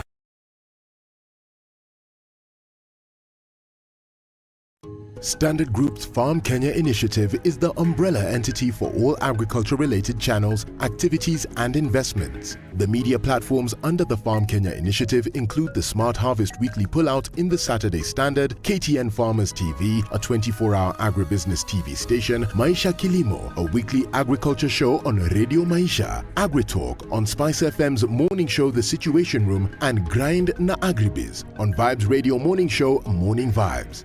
Find us online at www.farmers.co.ke, an integrated website that creates and aggregates agri-content, hosts a digital marketplace, and wide range of agri-data. Other platforms include specialized events such as the annual Mkulima Expo, quarterly Farmers Kenya Breakfast, and dedicated social media platforms at Farm Kenya 254. Farm Kenya, working to secure your growth. Hey, excuse me. Do you know of any courier services I can use to send my parcel of country? What? I stopped sending parcels because my people weren't receiving them. I actually wait till it's time for me to make that trip back home to carry everything. Gosh, now what will I do? Not to worry. If you want to send a parcel, we are introducing the all-new Standard Courier Services, courtesy of the Standard Group PLC, with efficient and flexible services 24/7. Call us on 0793 599 684 to send your parcel wherever you are, countrywide. Standard Courier Services. Timely, excellent, anywhere. The only way to live your best life is to create a balance between work, love, and play. Smoking shisha and releasing things on your smoke like a Subaru. Right. You understand what I'm saying? Yes. And you want God to give you a man who has a mission and a vision. You may create an illusion of because he's younger, he's interested in me or he likes me, but he's using me. Text the word adult to 22840 to get the latest clips from Adults in the Room directly to your mobile phone. SMS adults to 22840. The Adults in the Room. The following takes place from 6 a.m. to 10 a.m. every weekday on Spice FM. No, you know this wheelbarrow. How can you give people wheelbarrow? His party symbol is an umbrella. Is he distributing umbrellas in McQueen? Have you been told if we don't lock between 10 to 4, this is what we're saving? You try and call them, the same person who was in your house every day, because they know you are influential and you will give them votes. Call them after 1 month and see if they'll pick up their phone. Don't tell your member of parliament that you want him to come and build a school, you want him to come and do a hospital. That is not the work of the member. Now that we have devolution in this country, these resources should go to those devolved units. You have to have strong, independent institutions. And I mean, you have to have police who has the right to take the biggest town in the country and question, why did you do this and that, and send them to court if necessary. Joel in Kericho, good morning. Salama sana, habari ya asubuhi. Salama kabisa. Mbunge wako ni nani? Anaitwa Silvanus Maritim, hapa ni Ainamoi. Silvanus Maritim, Ainamoi. Yes. Sasa ile juma namwambia yeye nini? Amalize aende. Asante sana. Kenya's biggest conversation, the Situation Room, takes a break today. But don't you worry, normal programming will resume as soon as possible. In the meantime, stay tuned to enjoy pre-recorded conversations with some of our past guests, reflecting on the big issues of the day with penetrating insights into the realms of politics, policy, business and culture. Feel free to share your feedback at SpiceFM KE across all the social media pages using the hashtag The Situation Room. Kenya's biggest conversation will be right back. Professor Stephen Kiamagetahi is the Vice Chancellor of the University of Nairobi. He's here with us in the studio. Good morning, Prof. Good morning to you, sir. Eric. Welcome to Kenya's biggest conversation. We've been longing to have you on the hot seat. Asante sana umejileta. Mimi mwenyewe. Wewe mwenyewe binafsi. Kwa hiari yako. Welcome. Like we would be told those days when we went to NYS, found a cover at the entrance. Say, umejileta hapa mwenyewe. Mimi nimekuita. Those days of NYS, before you join university, you had to go to a National Youth Service. Yes, I did, yeah. Yeah. How was that experience? Well, quite interesting. You know, from the gate, you start receiving harassment from there. And you wonder, what the hell is happening? What's all this? And he said, no, I didn't invite you here. You brought yourself? You brought yourself. What? And Did the NYS have benefits? yes, by the time you left, Yes. you felt actually the body is fitter. You are more fit now. You had lost a lot of weight. You have lost a lot of weight. You have made more friends. You know, as you are doing drill and you are reduced to the same level, all of you. All of you. Then you bored. Yeah. Yes. And you run also a little bit that the body can do quite a bit. Yeah. Even when you are stretched to a certain level, you can be able to do much more than you thought that your body can. So a lot of these, but after you are through it. Yes, after it. This is hindsight. It's a hindsight. Yes. First week, absolutely not. No. You want to get out of this place. But they are telling you, if you get out, no access to the university. You're telling them, you know, I passed. Among the very few in my village, if not the only one, yes, who has passed to go to university. You think they care? they don't come from your village. so that was Karibu sana, Prof. Yeah, so you remind me those days. Yeah. You're the 8th Vice Chancellor of the UN. You took over and you came in and you've done quite a bit in terms of change as well. You had been DVC. Yes. You know the University of Nairobi for many years. Yeah. How many years have you worked at the University of Nairobi? Oh, I have worked for University of Nairobi since 1990. 1990 is how many years? Those are 32 years. 32 years. That's a long time. So as soon as I finished my BVM degree, I did Bachelor of Veterinary Medicine. I'm a trained vet surgeon. The minute I finished, I was hired the same year. I finished in June, I was hired in September of the same year. So I have not left that place since, except for a short sojourn, 4 years to go to Bern, University of Bern, to do my PhD. And then occasional travel, 3 months, 1 month, like that, outside the country. But most of the time, of the 32 years I've spent at the University of Nairobi. You've been there. I've been there. I've seen it all. Yeah. So the changes that you have, you always felt, okay, maybe the university needs to take a certain direction in this and the other. Yeah. When did you start feeling and having conversations with your fellow seniors at the university on the direction that the university ought to take? You know, the university, I have gone to many universities and I have interacted, I've worked in different universities. And every time when you are at that level, you are teaching, you are a lecturer, you are a technician, everybody is complaining about this and complaining about the other thing. So I was part of that conversation. The complainers. Complainers committee. Complainers committee. So when you go for 10 o'clock tea, it was a good time to just learn where is the university going. And nobody believes that where it is going is the correct place. Yes. You know? So I was part of that conversation for a long time, as I indicated. And therefore, many times my colleagues would say, because I will also make contribution in this complainers committee, and they say, I think you can make a VC. You'd be our man. But obviously it was looking too far there, so you don't believe it. You just give your stories. But now, when I entered in the dean's office in 2003, I was asked to serve in the dean's office. It's the first time I came there. I found there's no actual even a strategic plan. There's no direction. So I said, I need the first thing. So every time you're doing like firefighting, people are queuing to see you. People are complaining for this. So you just look, where are we moving? You are so busy, but yet you don't know where you are going. So I said, the first thing I need to do is a strategic plan. So I walked to the office of the planning registrar at that time, and I asked, I need the copy of the corporate strategic plan, so that now I can begin to develop one for my unit, the faculty.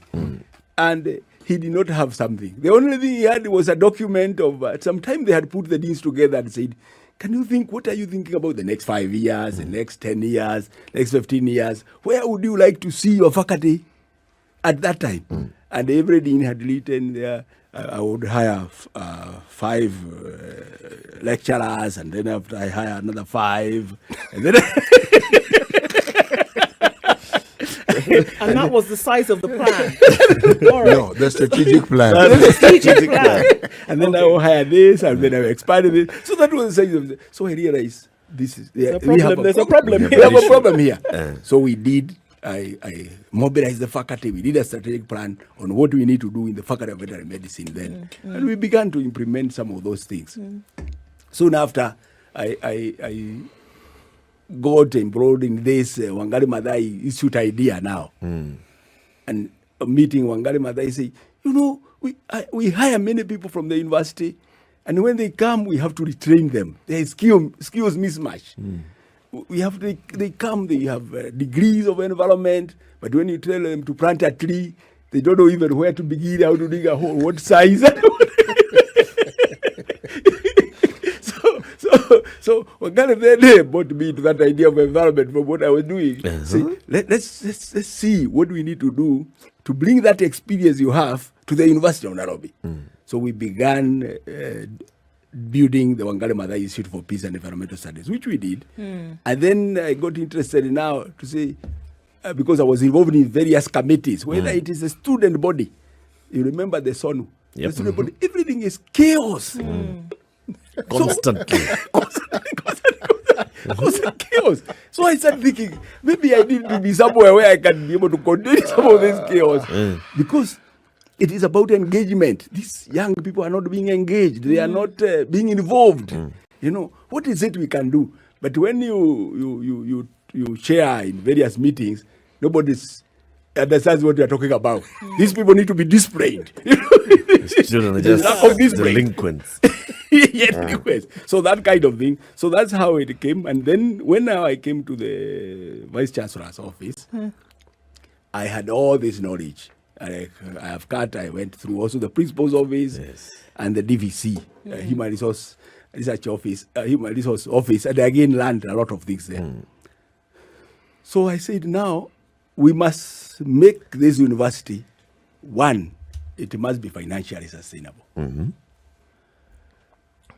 Two, we must stop the business of taking our clients in circles in the university. When you come, you have some problem with some marks. You go to this office, you are sent to this office, and after that you are sent to that office, and after that you are sent to that office. We must, how can we have, when you go to an office, they can be able to tell you, we are able to do that, or we are not able to do that. Because we had, you have a chairman, and from the chairman you have the dean, and from the dean you have the principal, and from the principal you have the deputy vice chancellor, and from the deputy vice chancellor to the vice chancellor. And each of those offices is a power. And they don't have the documents on the desk. So when you come, after you leave, they mark the document to another office. Because they don't have. Those files, they don't have the for every student, for every staff. So when you come, they don't even know who you are. They say, okay, what is the issue? You write it down. Oh, no. When you write it down, you walk out, they take it to the next office. And the other office, will be a senior person, will be like a registrar, And the registrar also, is a big person. Registrar administration, registrar planning, registrar academic. So you also have several officers who work under you. So you also take it to that one. And the other one takes it to the other one. By the time you come, they say, what is it you said? When you come back, start again. Start again. So we said, no, let us just get offices as much as possible. We continue to refine. We continue to refine until when you go to an office, they tell you this one is this way or that way. In fact, there are some people who visited me just last week from a university in Denmark. And they told me, look, in our university, we looked at all this and we were allowed by government. We collapse all those things. We have just 7 people, all the top, and then after that, it is just the departments. So from the outside looking in, Prof, yes, there, everybody speculating and things would say that now Prof has come in with a kind of bullish attitude towards pushing people out, but they did not see the chaos that was happening inside. So what you're saying now is now streamlining everything. Did it then absolutely require that approach that you've talked about, that you've seen in other places?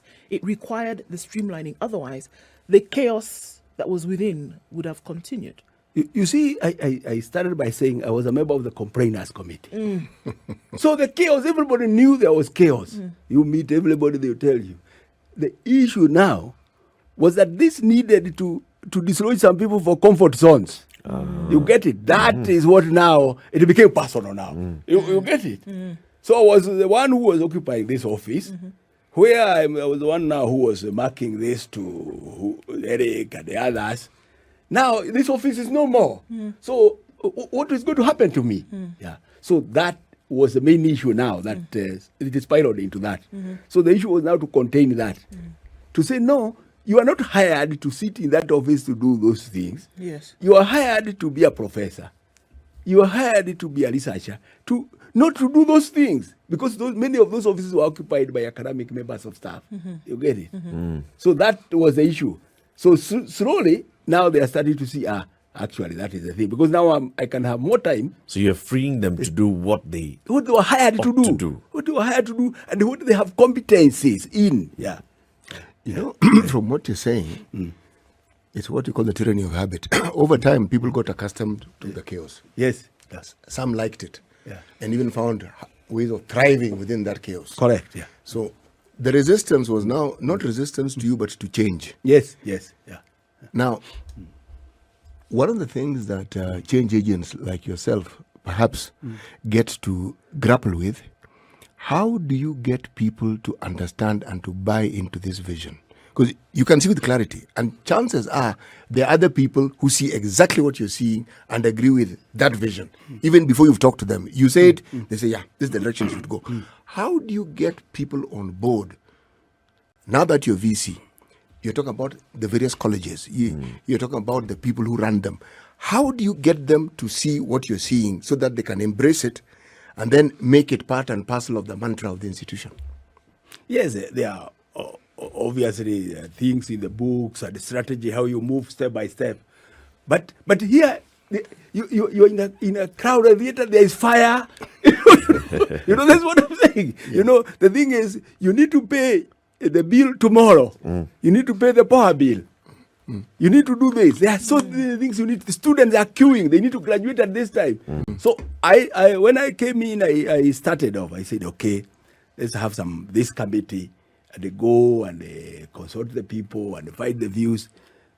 And some of those people, when they go to the committee, there's so much arguments because everybody says, where is the VC moving? How does that affect me? So the thing goes like that. The report comes, and the report comes recommending more committees.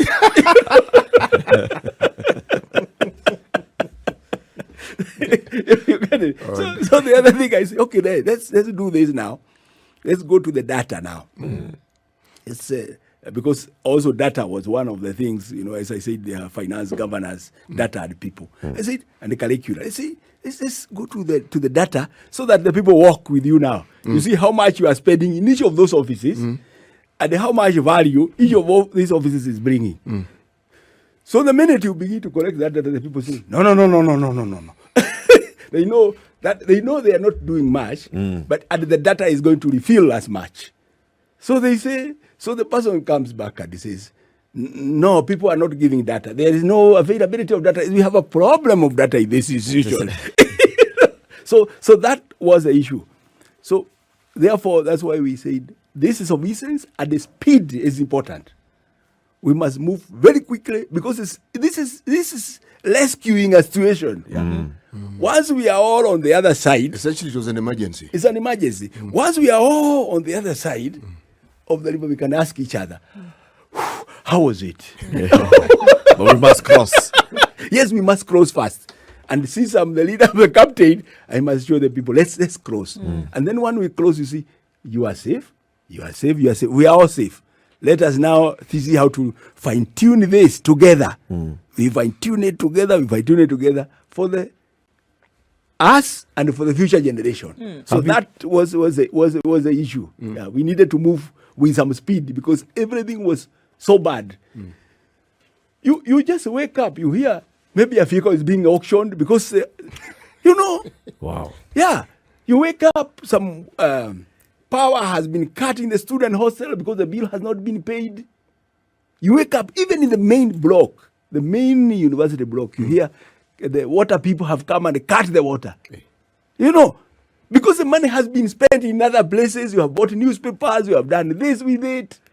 So you say, no, we cannot have this. We have to stop this. And at least begin with the basics. Ensure that the water is flowing in the pipes. There is power for people to read. The library has the resources that you require. The teacher is facilitated to go and teach. Those basics first. Yeah. You do them. Yeah. When you first took the job, did you have any idea of what you were going to be faced with? No. I must admit, no. Because, although I was a member of the complainers Even committee, despite rising through the ranks from complainers committee, the dean's office. That is the decision I decided immediately after that, to empower everybody with the information. And I chair it in Senate, I chair it in the University Executive Board, I chair it with everybody. Before, there was some a bit of thinking that if this is known, that we have this problem, then it looks like you are failing. You get it. So everybody was saying, no, we have dealt with that matter. That one is okay. Yeah. Even if it means you write a check and the check is written, and then after that it's put in a drawer.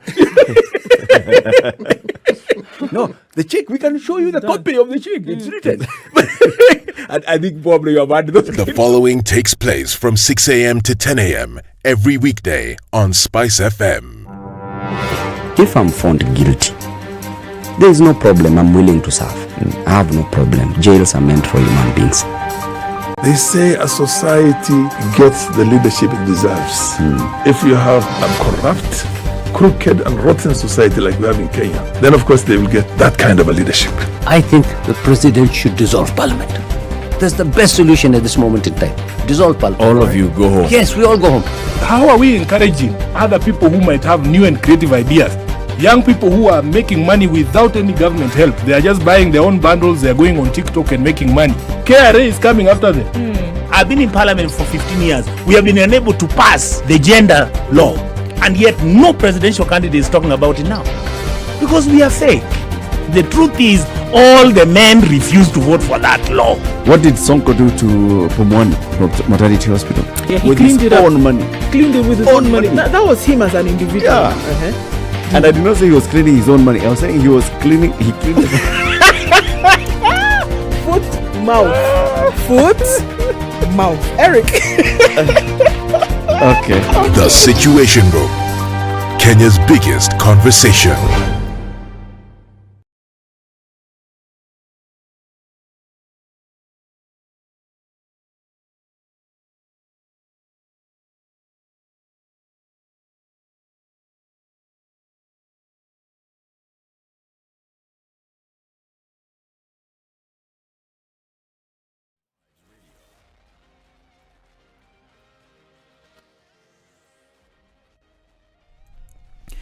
Good morning, this is Newswire. Dennis Alseto.